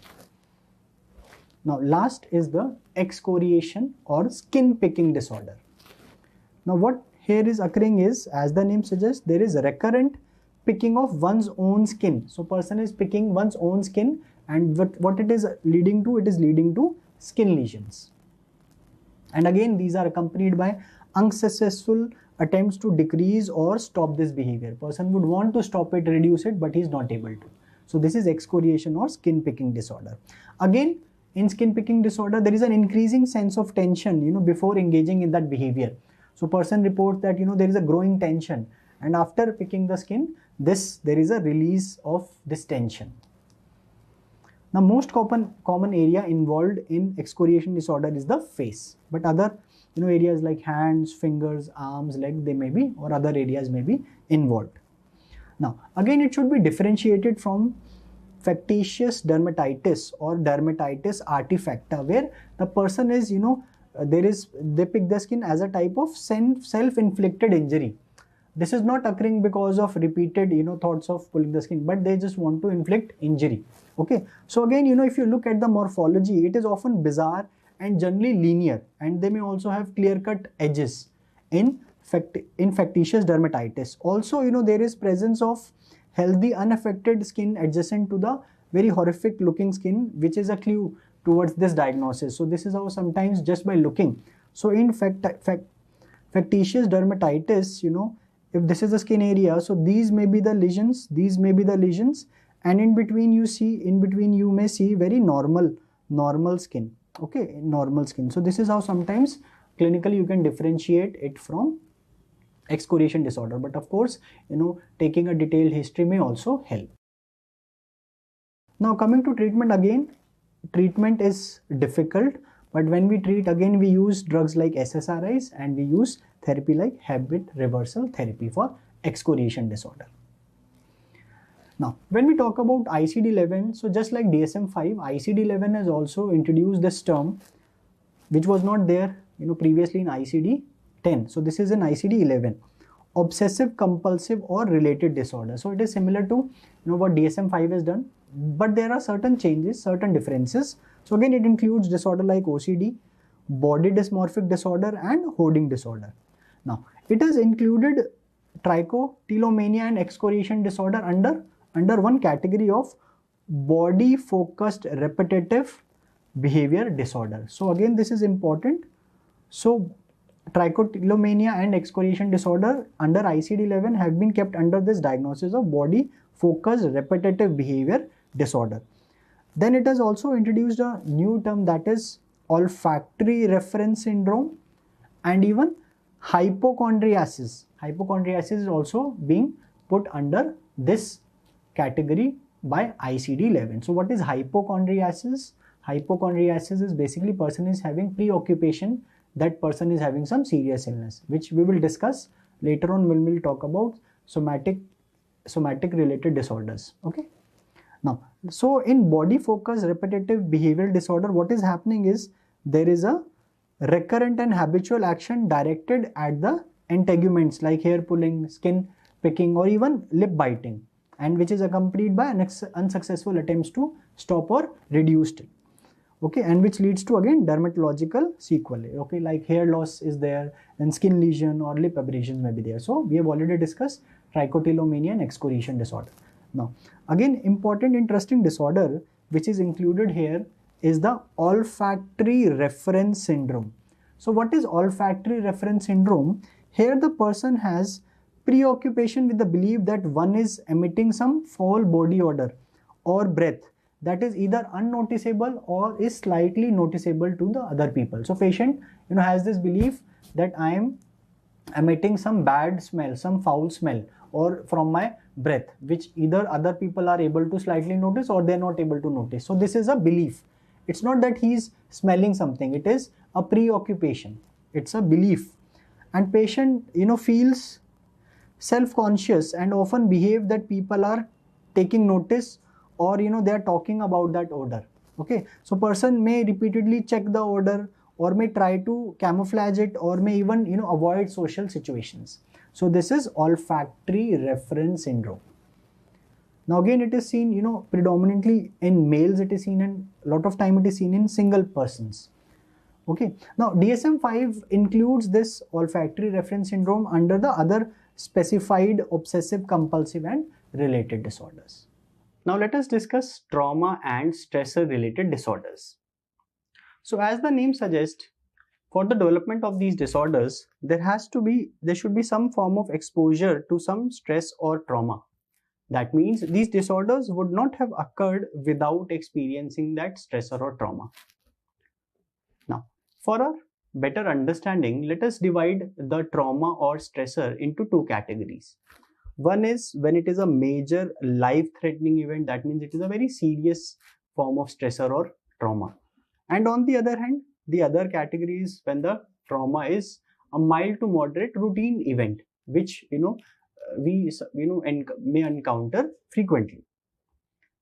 Now these major life-threatening event, either they are directly experienced by the patient, so patient has a first-hand experience of that stressor, or the patient has learned that that trauma has occurred to a close person, so it may be a violent or a accidental trauma. And these serious events should be sufficiently overwhelming to affect any one of us. So these should be so much severe in intensity that if any one of us experience it, most of us may be overwhelmed by that stressor. So what form of stressors we are talking about when we are talking about a serious major life threatening event? Like there is exposure to war, so people who are in the middle of the war, so it may be civilians or it may be the army. Okay, so that is a serious stressor. Then physical assault, someone has undergone a lot of physical assault, or someone has been kidnapped and the person is being tortured. Then patient might have experienced sexual violence or like rape, or the patient has experienced a natural disaster. For example, there was an earthquake, or let us say there is a tsunami, and that has affected that person very severely. Or there may be some serious accident which the patient has encountered. So these are some of the examples of major life-threatening events. While when we talk about mild to moderate routine events, these events may occur frequently in our lives. For example, someone is having some financial problems, or someone is undergoing some medical issues, okay, which are not very severe or which are not life threatening. Then someone has some relationship problems, okay, for example, someone has lost a family member, or there is a breakup, so someone is undergoing that relationship trouble. Or it can be some specific developmental events, for example, a teenage leaving his house for the first time, okay, someone getting married, okay, and someone is becoming a parent for the first time, or someone after years and years of job is now taking a retirement. So these are mild or moderate routine events which we experience in our lives, and sometimes these can also lead to development of certain disorder. So we'll discuss about that. Based on these stressors, we can divide the disorders. So disorders which occur after a major life threatening event include post-traumatic stress disorder, that is PTSD. So as the name suggests, it's a stress disorder which is occurring post-trauma. And the other is acute stress disorder. Again, it is a stress disorder. Okay. Now, one important difference, when we talk about individual disorders, one important difference you can understand here is, again, the trauma or the stressor is similar in both of these. It is a very serious kind of stressor. Now, in acute stress disorder, as the name suggests, it is occurring acutely. So here the symptoms, after the stressors, generally the symptom lasts for less than a month. Okay. So in acute stress disorders, the symptoms occur for an acute duration. So symptoms generally resolve within a month. While in PTSD, the symptoms last for more than a month. Okay, so basically the symptoms are very similar. We'll talk about that. So one difference is that the duration, for how long the symptoms are present. Okay. Now, on the other hand, when the stressor is mild to moderate routine stressor, the disorder which can develop is adjustment disorder. And you can see from the name itself, the person is having difficulty in adjusting to that mild to moderate routine stressor. Okay. Now, let us talk about the first important disorder, that is post-traumatic stress disorder. Again, as the name suggests, it's a stress disorder which is occurring after the trauma. So again, there is exposure to an actual or a threatened death event, or there is some serious injury or some sexual violence. So such forms of life-threatening events the patient has experienced, and the duration of symptoms is more than a month. Okay, then we say it is PTSD. Now, let us take an example for a better understanding of what are the symptoms of PTSD. So, let us say we had a patient, Mr. PT, who was driving, to his office in his favorite car, and along with him was his friend, Mr. ST. So, Mr. PT was traveling with his friend ST. Okay, and they encountered a serious accident. So, the accident was very serious, and Mr. PT was admitted, in the hospital for quite some time, and then later on he was discharged. Okay, while his friend had minor injuries. Now, after that, the patient, Mr. PT, developed certain symptoms. Let us understand what are the symptoms of PTSD. Now, the symptoms of PTSD, again, you can remember with the mnemonic MAHI. So, famous cricketer Mahendra Singh Dhoni, is, known by the nickname MAHI. So you can remember, whenever Mahi comes to bat, he is a trauma for the opponent. So the symptoms of PTSD we will remember by the mnemonic Mahi. So let us try to understand what are the symptoms. So M stands for mood and cognitive symptoms. So patient after a serious event may develop mood and cognitive symptoms. So the patient may develop negative emotional state. For example, there may be fear, or there may be anger, or there may be guilt. Okay, for example, this patient, Mr. PT, after the accident, is very fearful, of driving, or, is very angry that because of him, his friend also encountered an accident, he's feeling guilty about it. So there is negative emotional state. Okay. And there may also be negative beliefs. So thinking may also become negative. For example, the person, Mr. PT, may start, thinking that I am a very bad person because of me, my friend encountered an accident. Okay, so such kind of negative beliefs also may develop. So this is the first symptom. Second is A. A is avoidance. So now the person starts to avoid, his feelings, memories, or thoughts, okay, related to that trauma. So, whenever such any feelings of that trauma or that event comes, he tries to avoid. Or, anybody comes and talk about that event, he tries to avoid, so that he can escape the memories or thoughts about that event. Or the person may also avoid people, places, or object. For example, his friend, Mr. SD, let us say, comes and meet, after, quite some time after the accident. But he says, I don't want to meet you. Okay. Or he, when he's going to his office now, he's not, following the same route where he had encountered accident. Even if he has to take, 1 hour more, he's taking another route. He does not want to go to that place. So he's avoiding that place. Or, he says that I don't want to see, my car. It was his favorite car, but now he does not want to see it. He says, just remove it from my eyes. Okay. In front of my eyes. So he's trying to avoid these things which are related to the trauma. So this is the second symptom. Then next symptom is hyper arousal. So now patient is in a hyper aroused state. The person may appear very, irritable, there is exaggerated startle response, whenever, there is some noise, the person gets, very easily startled. He's very hyper vigilant, he's, very alert. Okay, there may be complaints of sleep disturbances. The person may complain of decreased concentration. So these are symptoms of hyper arousal. And lastly, I is intrusion symptoms. Okay, intrusion symptoms means these are re-experiencing symptoms. So person is, getting distressing dreams about that event. So patient says, I wake up in between the sleep, I get distressing dreams about that event.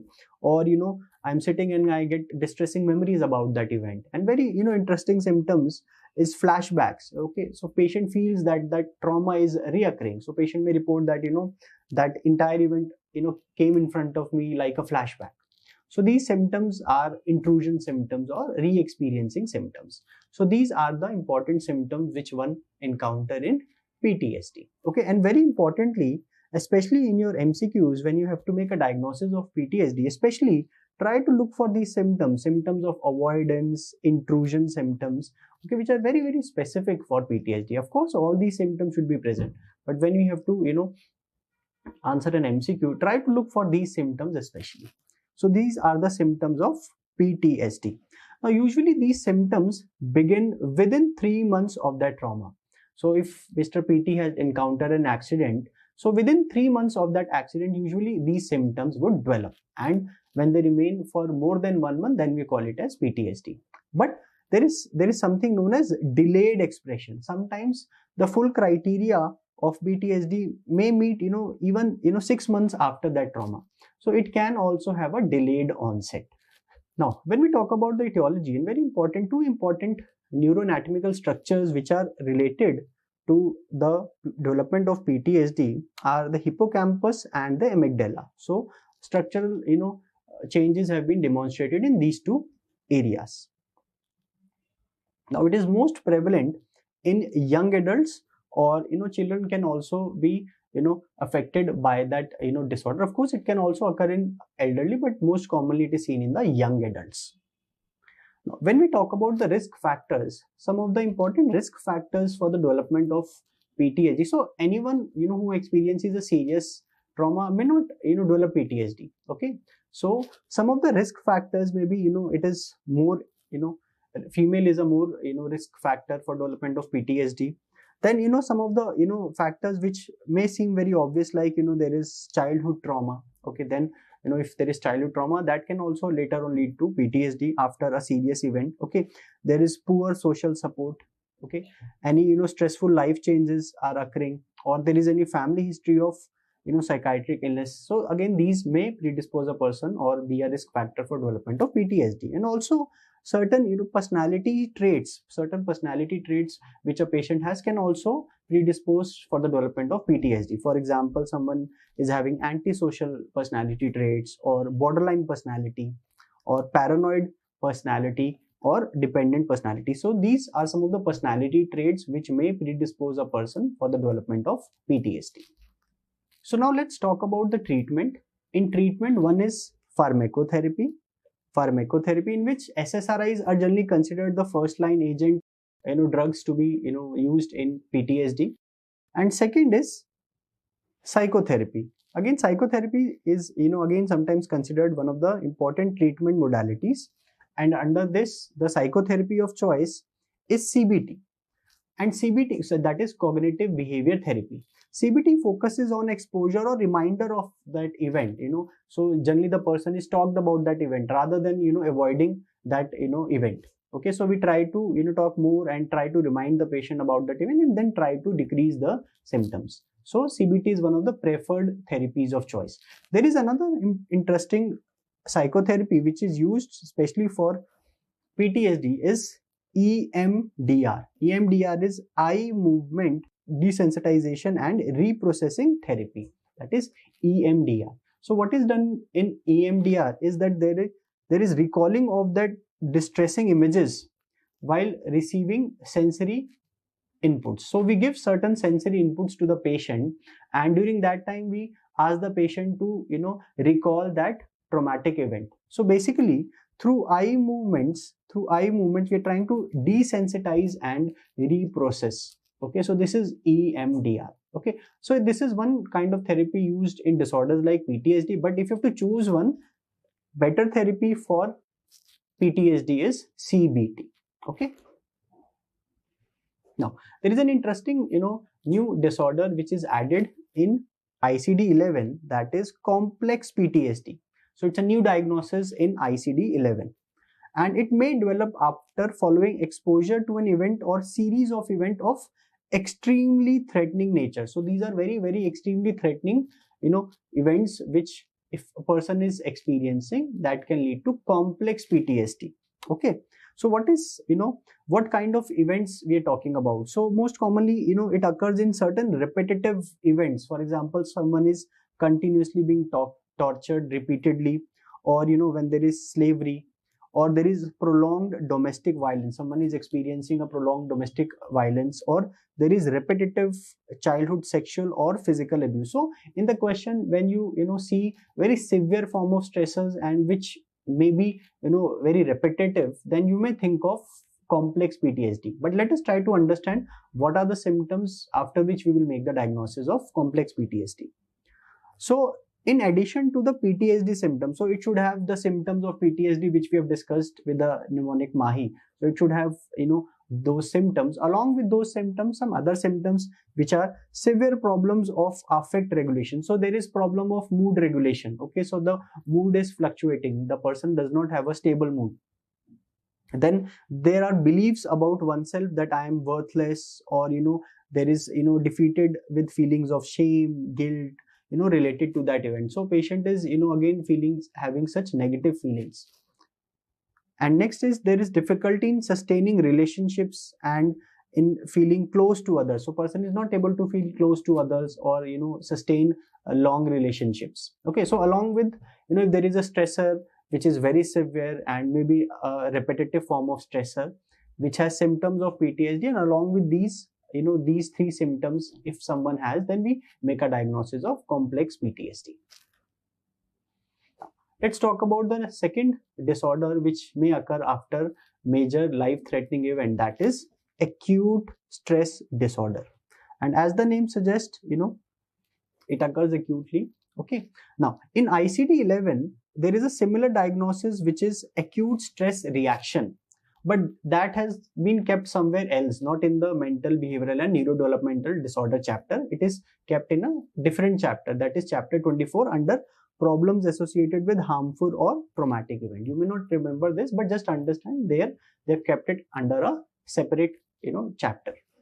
So what is acute stress disorder? Again, there is exposure to an actual or a threatened death, serious injury or some sexual violence. So there is a serious traumatic event, and the symptoms are similar to PTSD. So there are mood and cognitive symptoms, avoidance symptoms, hyperarousal symptoms, intrusion symptoms. Those symptoms are present, but the duration, these symptoms are short lasting. So there is an event, patient develops symptoms, but they then resolve within days. So within a month, these symptoms would resolve. Then we will make a diagnosis of acute stress disorder. And again, treatment, we can use CBT, cognitive behavior therapy, as one of the preferred therapies we can use, and also along with this we can also use SSRIs. Now let's talk about the next disorder, that is adjustment disorder. So adjustment disorder is emotional or behavioral symptoms which occur in response to a stressor. And as we had discussed, these stressors are generally mild to moderate routine stressors like financial problems, medical illness, relationship issues, or specific certain developmental events which occur in our lives. So after that, the patient may develop certain symptoms, then we call it as adjustment disorder. So symptoms in adjustment disorder include there may be depressive symptoms, patient is feeling very low, patient is very tearful, patient is feeling very sad, or the person is appearing very there are anxiety symptoms, there is a lot of worries or nervousness is present in the patient. And there may also be conduct disturbances, so there may be abnormal behaviors, so there may be problems in the behavior, like there is some form of aggression or some dissocial behaviors may also be seen, which and these symptoms again would lead to impairment in functioning. So in whenever there is a disorder, we say so these symptoms are severe enough to cause some form of impairment in functioning, then we say that it is adjustment disorder. Now again, the symptoms generally occur within 3 months of the stressor. So if someone has experienced a stressor, okay, so within 3 months it is expected that these symptoms would occur. Okay, and they usually resolve within 6 months of the resolution of the stressor. So suppose if the stressor is now now ceased to exist, now there is no stressor, so it is seen that within 6 months of that stopping of that stressor, the symptoms would be resolved. Okay, so this is adjustment disorder. Now adjustment disorder is one of the most common psychiatric diagnoses for patients who are hospitalized for any medical or surgical problems. So a lot of the time, let us say someone is admitted in a hospital with some medical or with some surgical issues. Many of the time, so again that event is a form of stressor for them, and many of those, many of the time these patients may experience certain adjustment issues related with adjustment. So adjustment disorder is very common in such group of patients. Now there are again, there are very many differential diagnoses of adjustment disorder. For example, depression, even brief psychotic disorder, generalized anxiety disorder, and even PTSD. Okay, so these are some of the differential diagnoses for adjustment disorder. Okay, now very important to remember that these diagnoses should be given precedence in all the cases, okay, that meet their criteria, even if there is a presence of a stressor. So suppose a patient has symptoms of depression, and after a stressor, so if the person is fulfilling the symptoms of depression, then one should make the diagnosis of depression rather than adjustment disorder. Okay, so this is again very important. So let us take an example. So let us take a case, a 24-year-old male who lost the job, okay, who lost his job, and since 1 month he's complaining of some symptoms. So you see in the question, you see in the clinical scenario, there is a stressor. And what are the complaints of the patient? What are the symptoms the patient is reporting of? Low mood, decreased interest, low energy, disturbed sleep, and there is decrease in the appetite. So if you look at this, the duration is a month, so the duration of symptoms is more than 2 weeks, and if you see the symptoms, it is qualifying the diagnosis of depression. So what diagnosis you will make in this case? You will make a diagnosis of depressive disorder or depression, and not adjustment disorder. So adjustment disorder would be the last diagnosis you would make. If other diagnoses are not getting fulfilled, then only you will make adjustment disorder as the diagnosis. So let us see another case scenario. So again, similar patient lost the job, and since 1 month is complaining of now low mood, irritability, and decreased sleep. Now if you see, patient is having certain mood related symptoms, and these symptoms have developed after a stressor. Now what kind of diagnosis you would make? Now in this case, yes, it is not fulfilling criteria of any other disorder. It is the patient is having some mood related issues, some depressed symptoms after the trauma. Then we can make the diagnosis of adjustment disorder. So in this case, we will make the diagnosis of adjustment disorder. Also, sometimes it is very important to differentiate adjustment disorder from uncomplicated bereavement or grief reaction. Okay, so again, the symptoms of grief or these uncomplicated bereavement, they occur, develop after the loss of a loved one, and they are generally considered as within the normal expected range. Okay, so in the normal, according to the cultural background, these are these symptoms are within the normal range, then we will call it as grief reaction. While if the symptoms are beyond the expected norms, and they are causing significant dysfunction to the person, then we may think of adjustment disorder. So again, it is important to differentiate adjustment disorder from the normal uncomplicated bereavement or grief reaction.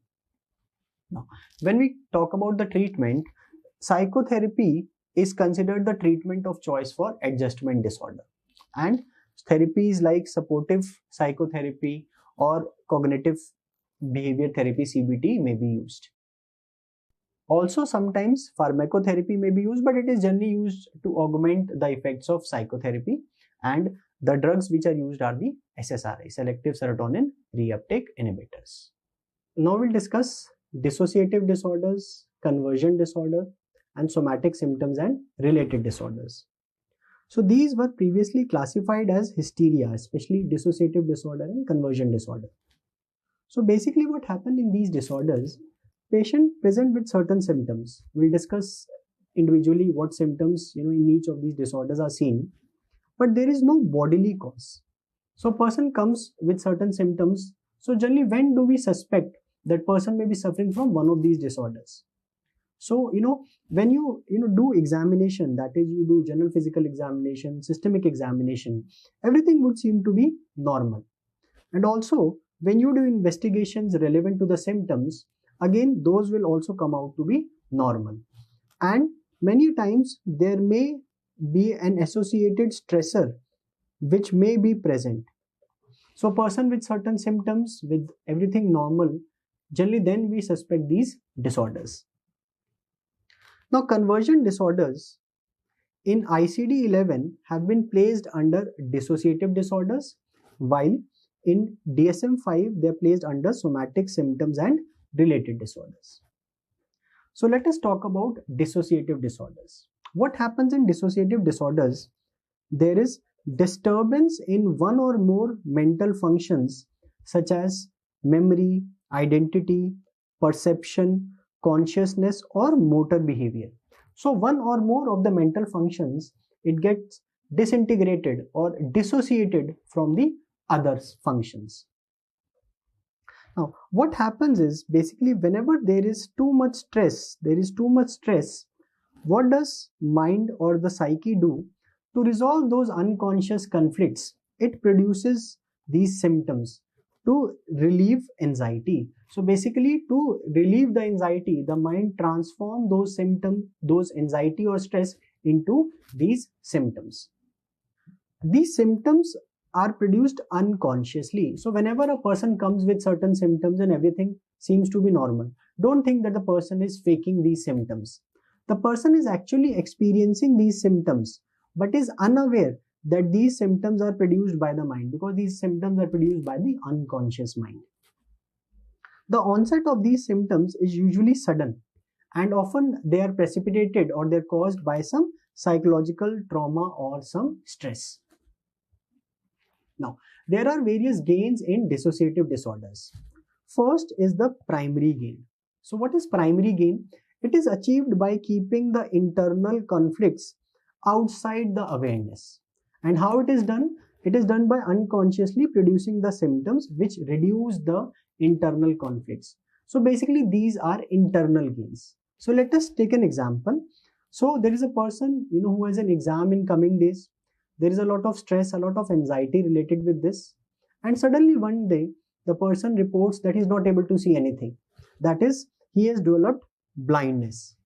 So this, symptom of blindness is basically what it has done is, it has reduced or it has kept those unconscious conflicts of anxiety related with the exam away from his awareness. Now he is more concerned about his blindness and not about the studies or the exams. So this is the primary gain. Now, then there is something known as secondary gain. Secondary gains are advantages or benefits which a person gets as a result of getting sick. So these are basically external gains. For example, person in this situation is excused of study.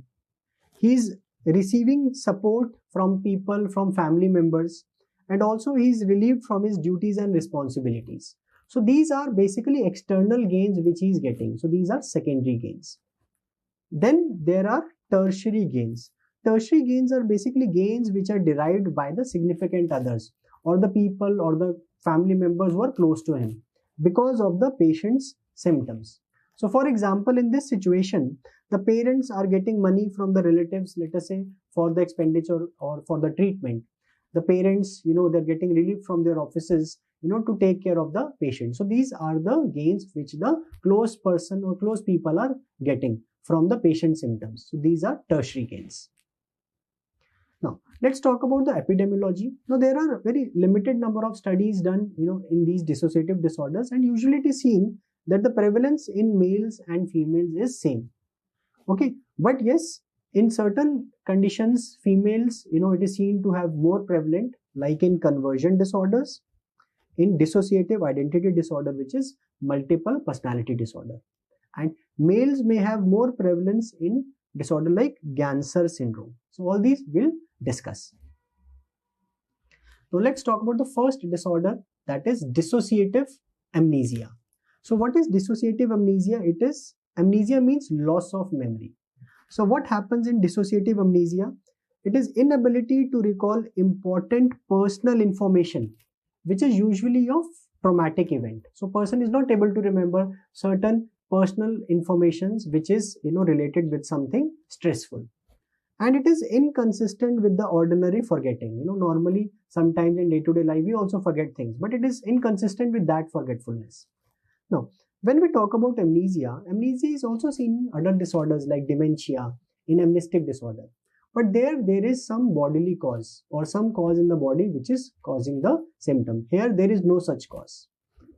Now let us take an example. For example, a person is rescued 2 days after his kidnapping and he is unable to recall any information of those 2 days. So when the police or the family members ask, what happened during those 2 days, he is not able to remember everything. He remembers everything before those 2 days and everything thereafter, but he is not able to remember those stressful 2 days.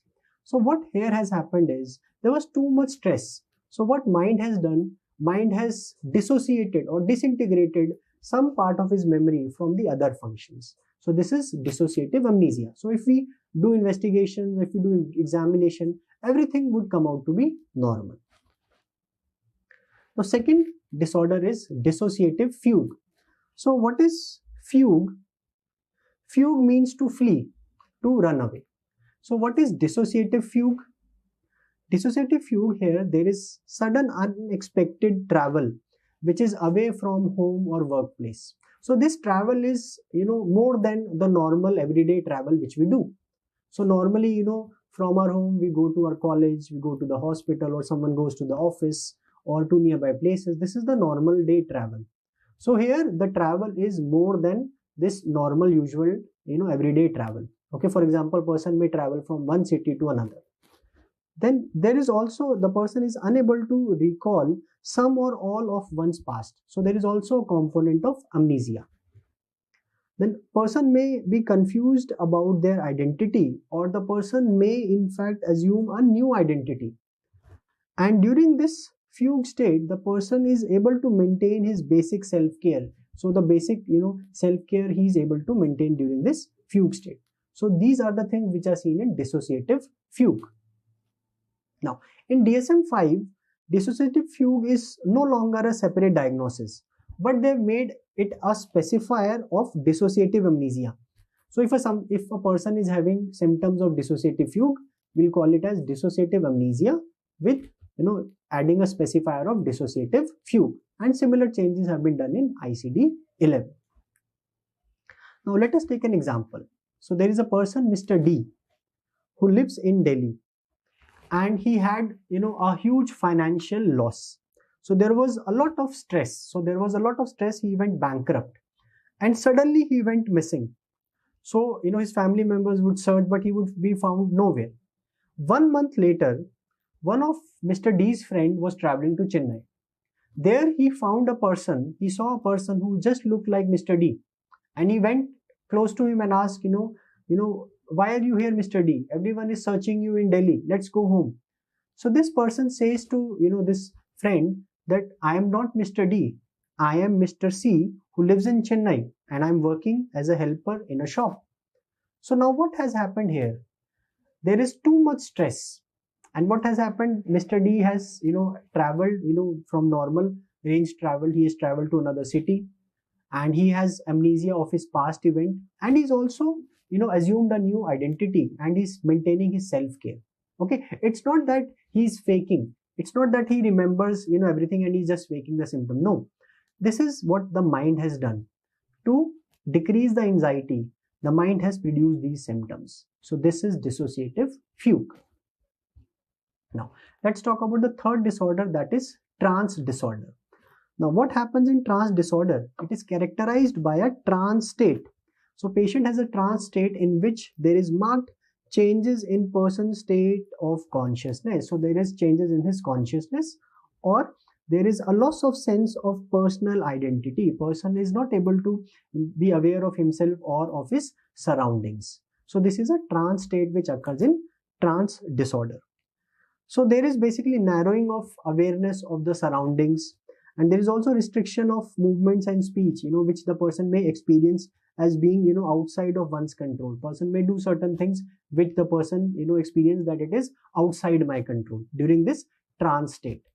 And there is no experience of being replaced. There is no experience of being replaced by an alternate identity. Person is not created a new identity. Okay, so he is just having a trance state. So person, for let us say for a few minutes, person is unaware. He may do certain things which after some time he realizes he does not remember anything. So this is what is trance disorder. Then there is something known as next disorder, possession trance disorder. Now in possession trance disorder, again it is characterized by a trance state in which there is marked changes in person's state of consciousness, and also the individual experience that his own personal identity has been replaced by an external possessing identity, as if some other identity has possessed the individual during this trance state. And individual's behavior are experienced as being controlled by the possessing identity. So person is in a trance state, he experiences that some other identity has possessed him, and his behavior, what he's doing in this state, is not under his control. This is possession trance disorder. So let us take an example. A newly married lady, she claims that she, for some time she claims that she's been possessed by the spirit of her dead grandmother. And during that state, she says to her in-laws to take good care of her, and she does certain behaviors. She talks in a different voice. And after that, episode, when someone asks, what happened, what were you doing, she is not able to, remember, some of those things, or she may report that she was not aware that, she was, all these things were done by that possessed identity. So this is possession trance disorder. Now let's talk about the next disorder, that is depersonalization, derealization disorder. Now here what happens is there are recurrent experiences of depersonalization and derealization, or both, which may occur. So what is depersonalization? So depersonalization, you can remember, so it is basically a feeling of D is detachment from the self. So you can remember from the name itself, depersonalization. So there is a feeling of detachment from the self. So person, patient feels as if, the self is unreal. So person says, as if I'm finding, myself to be unreal, or as if, there is a feeling that I'm watching, myself, outside from outside, like a movie. So like, when you watch a movie, that it is not yourself. So similarly, patient says, I feel as if I'm watching myself in a movie. Okay, so this is depersonalization, feelings of detachment from the self. Now please understand, this is different from, delusional experience of, like delusion of nihilism, where the person feels that, as if, I'm dead. So here the patient says that, I just have this feeling of getting detached from myself. So this is depersonalization. Then what is derealization?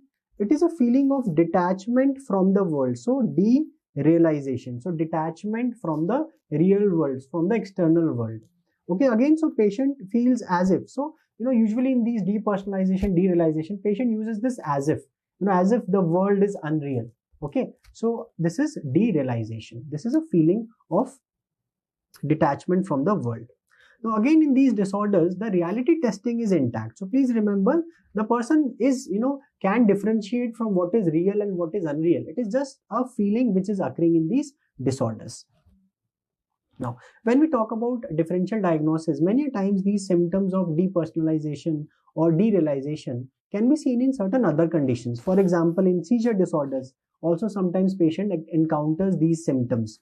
Even in, migraine, with substance use like cannabis, like lysergic acid diethylamide, that is LSD, even with, head injury, sometimes person reports of experiencing such symptoms. Now, symptoms of depersonalization and derealization as symptoms, they are very common. Okay, and in fact, they are the third most common psychiatric symptoms after depression and anxiety. So I'm not talking about depersonalization, derealization disorder. I'm saying as symptoms, these are very common. Okay, which can be seen in certain other conditions, just which we have discussed. Now, next dissociative disorder is dissociative identity disorder, or also known as multiple personality disorder. So what happens in dissociative identity disorder? Two or more distinct personalities exist in one individual. So normally all of us have one personality. In here, the person has two or more personalities in one person, with only one of them evident at one particular time. Now the personalities are also known as alters, okay, and having their own pattern of thinking and behavior. Okay, so these personalities would behave and think in a individual way. Usually they are unaware of each other's existence. So one personality would be evident at one time, and that may not be aware of the other personality. So this is dissociative identity disorder. Now, for example, let us say there's a there's a patient, Miss P. She returns home and she sees herself with strangers in photo of her social media profile. So she comes and sees that she's have clicked certain photos with certain strangers, and she could not remember and in those photos she appears to know them and had spent good amount of time, but couldn't remember any of it. So this seems that this person may be having two different identities, and one of those identities had met those people and has clicked photos and spent time, and this second identity again is unaware of the first identity. So this is multiple personality disorder or dissociative identity disorder. Sometimes these individuals may have more than two personalities in themselves. Now let us talk about conversion disorder. Now conversion disorder, as we've discussed, in ICD-11 it is placed under dissociative disorders, and it is known as dissociative neurological symptom disorder, while in DSM-5 it is known as functional neurological symptom disorder, and it is classified under somatic symptom disorder. Now from the name itself you can see, if you see, the patient is having certain neurological symptoms which seems to be functional in nature. Okay, so predominantly the symptoms in conversion disorder are neurological in nature. So in the epidemiology, again it is more in females than males, and generally the onset occurs in late childhood to early adulthood. Usually in this range the onset of symptoms generally occur. Now in conversion disorder, patient present with symptoms which are suggestive of deficit in motor or sensory functions or both. So there is some or the other deficit in certain neurological symptoms, but without any evidence of any physical disorder. So symptoms are neurological, but there is no neurological cause. So this is conversion disorder. So as if the mind, because of too much stress, has converted the stress into these neurological symptoms. Now at times the symptoms are even inconsistent with the anatomy or the physiology of the body. So sometimes patient may present with tremors which are inconsistent with any organic cause of tremors. So they may be the finding may be very inconsistent, and it may not be consistent with the bodily anatomy or physiological functions, which may be seen in conversion disorder. Now symptoms in conversion disorders can be sensory or they can be motor. So sensory functions, like patient may complain of paresthesia, the person is having difficulty in sensation, may report of even anesthesia, or sometimes patient may report of deafness, is not able to hear anything, patient may report, or patient may report of blindness, or patient may report of complete hemianesthesia. Okay, so the patient symptoms may be sensory, or the patient may report of certain motor symptoms, like there may be some abnormal movements, okay, some tremor like or coriform movements may be seen. Patient may report of paralysis, the person may report that he is not able to move one or more of his limbs, or the patient may report of paresis, okay, that he is having some difficulty in the movement. There may be some gait disturbances, which very characteristic gait abnormality which may be seen is astasia abasia gait. So basically what happened in astasia abasia gait, patient may be having a very wildly ataxic gait, and there may be patient may have irregular jerky truncal movements, or the patient may also present with wavy arm movements. Okay, and patient may seem to appear to fall but may not fall, and even if the person fall, generally do not get injured. So such kind of gait may be seen, and patient may also report of very interesting pseudo seizures. So patient may have seizure like activity, but these seizures are different from true seizures. Okay, so again, many of the times in these seizures you may not find any injury, you may not find urinary or fecal incontinence, and again these seizures may be present more when people are around, and normally in true seizures there is a prolactin increase post seizure. Such increase may not be seen here. So these are known as pseudo seizures. Okay, so these symptoms can be sensory and these symptoms can be motor. Now let us take an example. A 7-year-old girl was hearing her parents, argument, and finally, in their argument, they decided that they would separate. Girl, after a few minutes of hearing their conversation, she started reporting that she is unable to see anything. So there is a sudden presentation of blindness. Now the parents took her to the emergency, where ophthalmologist was called, neurologist was called. So there was thorough examination was done, everything came out to be normal. And again, all the investigations were done, everything came out to be normal. So this is how classically a person with conversion disorder may present. So there was so much stress that the mind converted that stress into some neurological symptom, like in this case as blindness. So this is an example of conversion disorder. Now there are again other associated symptoms which we have discussed, especially in conversion disorder. You'll find there is primary gain. Okay, so there is a reduced anxiety is there. Then there are secondary gains which occur. Okay, for example, in this case the parents again they are giving more time to her and they are not getting separated. And also there may be some tertiary gains, so even the parents may be getting certain gains. Okay, so these associated symptoms may be there. Now a very interesting symptom which is seen here is what is known as la bella indifference. Okay, la bella indifference. So what is la bella indifference? Indifference is when the person is indifferent or unconcerned. So la bella indifference is patient's inappropriately careless attitude towards serious symptoms. So here, like for example, if we are not able to see for a few seconds, all of us will be in a very panicky mood. But here in this case, which we have discussed, the girl who is not able to see, she is sitting very, very calmly. So this is what is la bella indifference, the careless or unconcerned attitude towards a very serious illness, which may be seen with conversion disorder. Now, then let's talk about some other dissociative disorder. First is Ganser syndrome.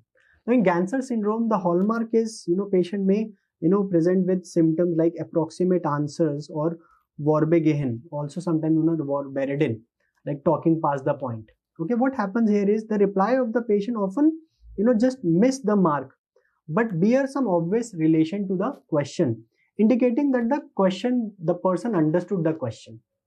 So for example, when you ask the patient what is the color of grass, the person says red. Now the red is telling you that the person understood the question, the person is naming a color, but is not exactly telling the right answer. Or again, if you ask the person what is the capital of India, the person replies Chennai. So again, this reply tells us that the person understood the question, but is is just talking about the associated topic. So this is symptom which may be seen in Ganser syndrome. Other symptoms which may be seen in Ganser syndrome like clouding of consciousness, visual and auditory hallucinations may be seen, and even other dissociative symptoms may also be seen with Ganser syndrome. Now Ganser syndrome, initially when it was identified, it was seen more in prisoners. Okay, so you can remember like this Ganser syndrome seen in gangsters. Okay, so initially it was seen a lot of those symptoms were seen in prisoners, but now we know that it can be seen even in other populations. So other populations also you can find Ganser syndrome, and we have discussed in epidemiology, Ganser syndrome is more prevalent in males than females. Now second is brainwashing. Now what is brainwashing? So in DSM-5, it is described under identity disturbance due to prolonged and intense coercive persuasion. Okay, so there they have described brainwashing. So as the name suggests, what happens in brainwashing? Person is subjected to intense coercive persuasion. For example, there is torture, or somebody is kept as a terrorist hostage, or there is a long-term political imprisonment. After that, a lot of intense coercive persuasion, the patient may have prolonged changes in their personality, beliefs and behavior, as if their brain was washed and they have now formed a new personality or new behaviors or beliefs. So this is brainwashing, which may occur after intense coercive persuasions. Now generally when we talk about treatment of these dissociative disorders, So we say psychotherapy, again in psychotherapy, behavior therapy is one of the important modalities which we use. And in behavior therapy, the focus is on current symptoms. Okay, patient is also not encouraged, to assume the sick role. Okay, so that those things are discouraged, especially, secondary gains and, tertiary gains, they are to be minimalized. Otherwise, because of these gains, person tend to be more in this, symptom phase. So this is, behavior therapy is again important modality in the treatment. Then another treatment modality is abreaction. What is abreaction here? What happens is, it is bringing to awareness the unconscious memories and emotions. So whatever unconscious conflicts or emotions are there, we try to bring those in awareness, into the awareness. So we try to deal with those unconscious conflicts. So it can be done using techniques like hypnosis or free association. So free association is, when the person is asked to just say whatever is coming to his mind. Or certain drugs can be used like thiopentone, amobarbital or diazepam. Okay, so these techniques can be used. Also, other therapy like psychodynamic psychotherapy may also be used in the treatment. Now, coming to the pharmacotherapy for the treatment of dissociative disorders, they have a very limited role. So it is basically the psychotherapy which is the main treatment. So, but yes, we can use benzodiazepines, at times for short-term duration, to relieve the anxiety.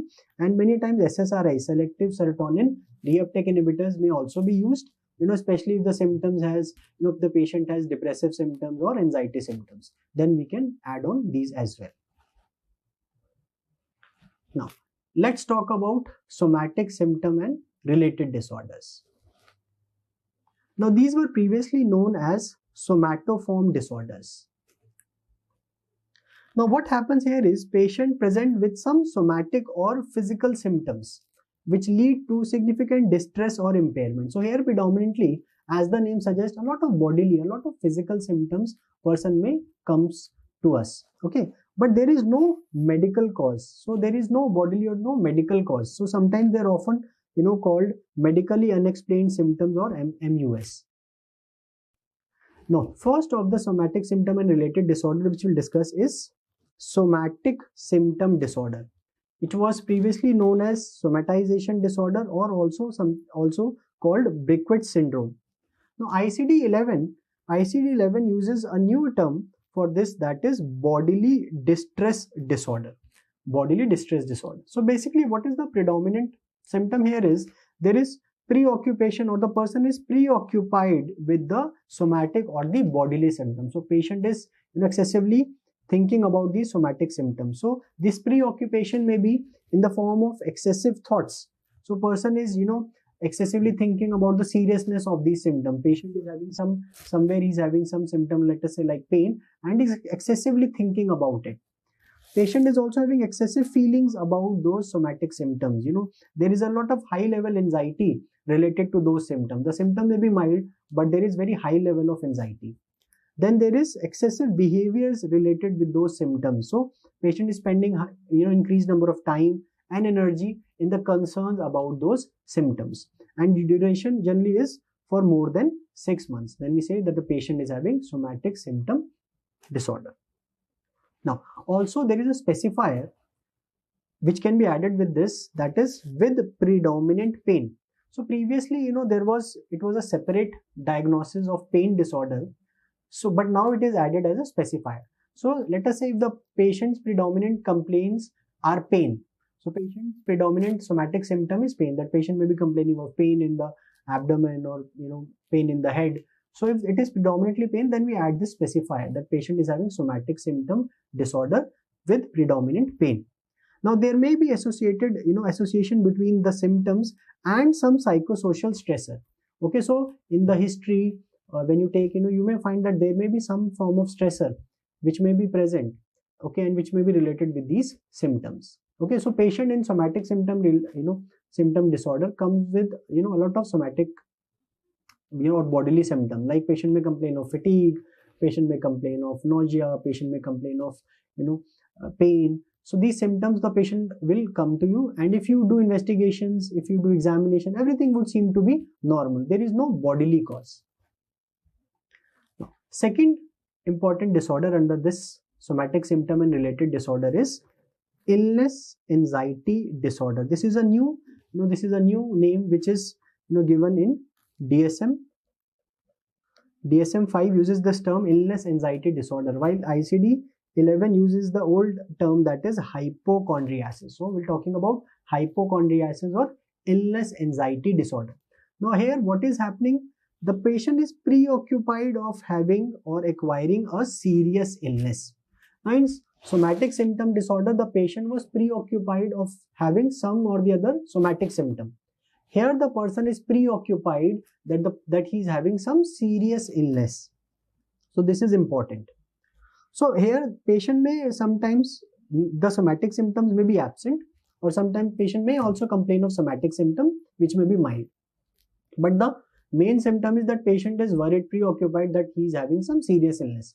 Patient may report or name some serious illness. For example, patient may report that I am having headache, I think I am having brain tumor.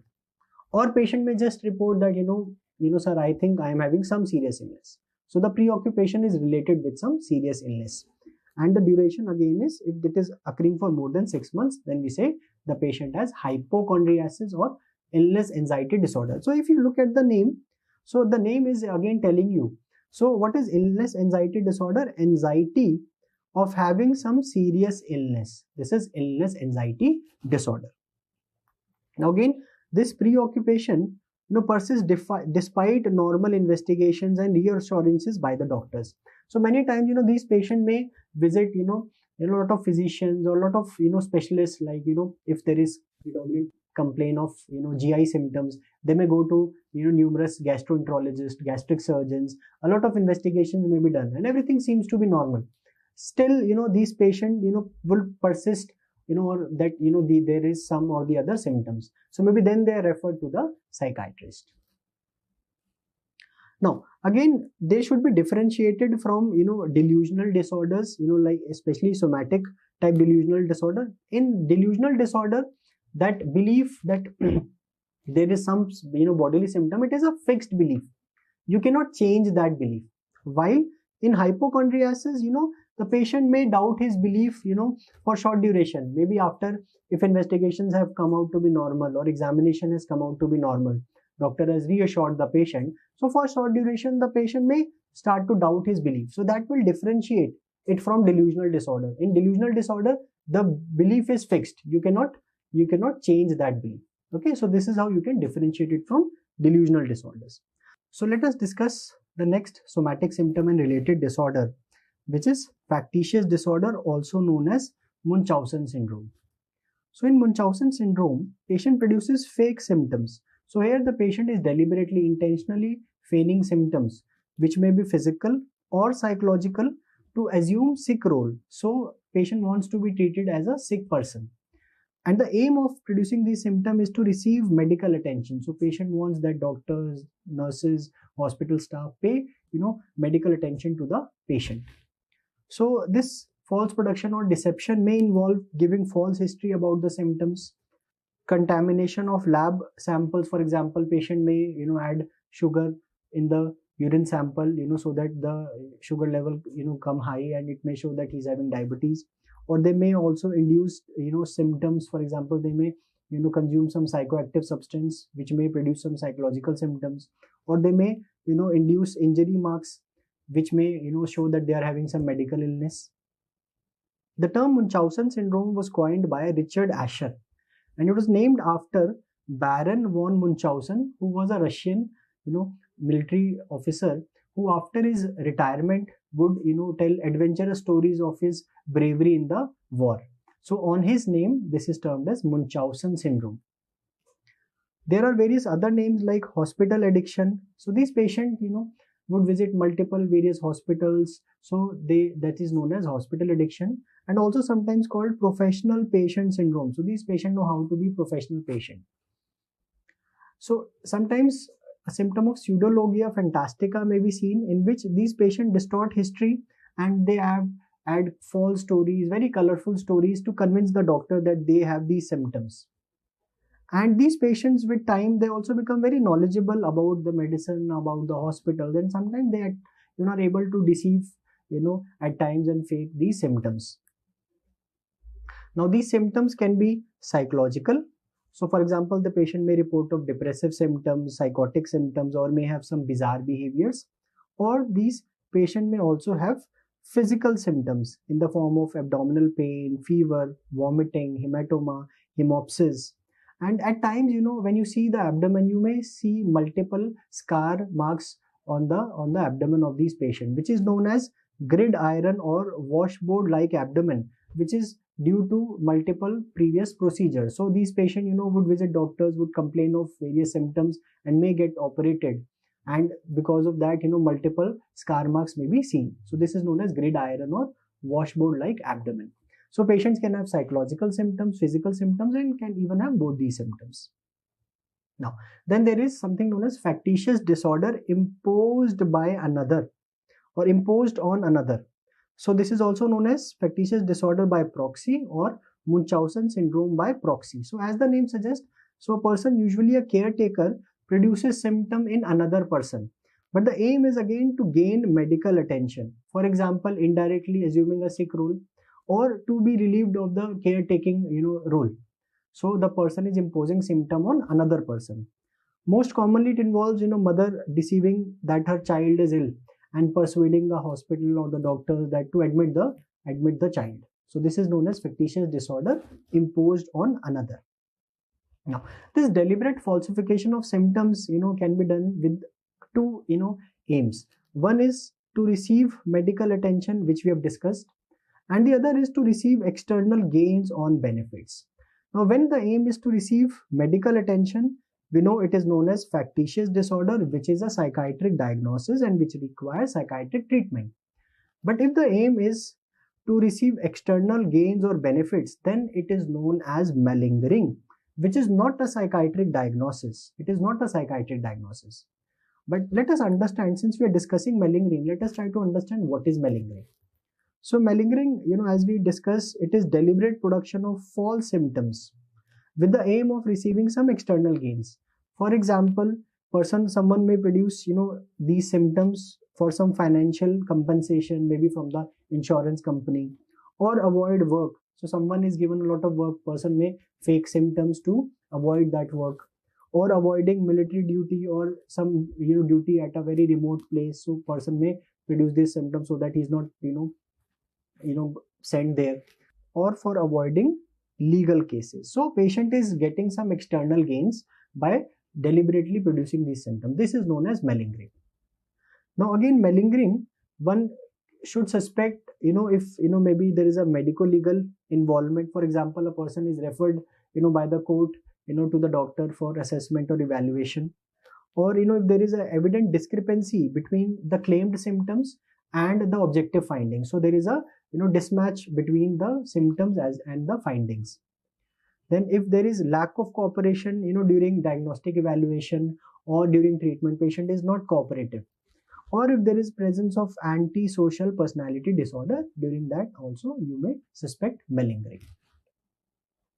Now there is a new diagnosis, body integrity dysphoria, in ICD-11. So what is body integrity dysphoria? Here there is an intense and persistent desire to become physically disabled in a significant way. For example, person has a desire to have his limb amputated, or to become paraplegic, or to become blind, and there is a discomfort with the current non-disabled body part. So as the name suggests, there is dysphoria in the body integrity. Patient wants some form of disablement. Okay. Now there is person is preoccupied to become physically disabled, and sometimes even may pretend to be disabled, or may even attempt to become disabled. So person may attempt to injure his eye to become blind, or may try to injure his limbs to become amputate his limb. And the onset of body integrity dysphoria is generally by early adolescence. Now next disorder under somatic symptom and related disorder is psychological factors affecting other medical conditions. So basically, the concept of psychosomatic medicine is incorporated in this diagnosis. So what is psychosomatic? Psycho means mind, somatic means body. So mind and body are closely linked. So it is basically the psychological factors are causing or aggravating some physical disorders. Then we think of this disorder. So it covers physical disorders which are caused by or are adversely affected by some psychological factors. So for making the diagnosis, a medical disorder must be present. So some of the examples like anxiety exacerbating asthma or chronic occupational stress, increasing the risk of hypertension, these may be included under this category. Now, what is stress? Let us try to understand some important points about stress. So stress is basically a circumstance that disturbs or is likely to disturb the normal physiological or psychological functioning of a person. Now, Hans Seil, he believed that stress, can be, pleasant. So stress is not always unpleasant. It can be pleasant, that is known as eustress, and it can be unpleasant, then it is known as distress. Sometimes stress is important in doing certain, work. So stress can be eustress or it can be distress. So Hans Seil, he developed a model of stress which is known as general adaptation syndrome, which has three phases. First stage is stage of alarm reaction. It is the immediate response to a situation. Okay, so it is fight or flight response. So let us say someone goes to a very cold place, very cold place. So there may be a alarm reaction, immediate response, to maybe stay there or maybe just go away from there. Then second stage is stage of resistance. There is here in this stage adaptation is achieved. So the body, if the person is staying in that cold area now, the body tries to adapt to that situation. So there are a lot of physiological changes may occur to adapt to that new situation. This is stage of resistance. And ultimately there is a stage of exhaustion when that acquired adaptation response may be lost. So if the condition, the harsh condition continue to be there, so then the patient may come to this stage of exhaustion.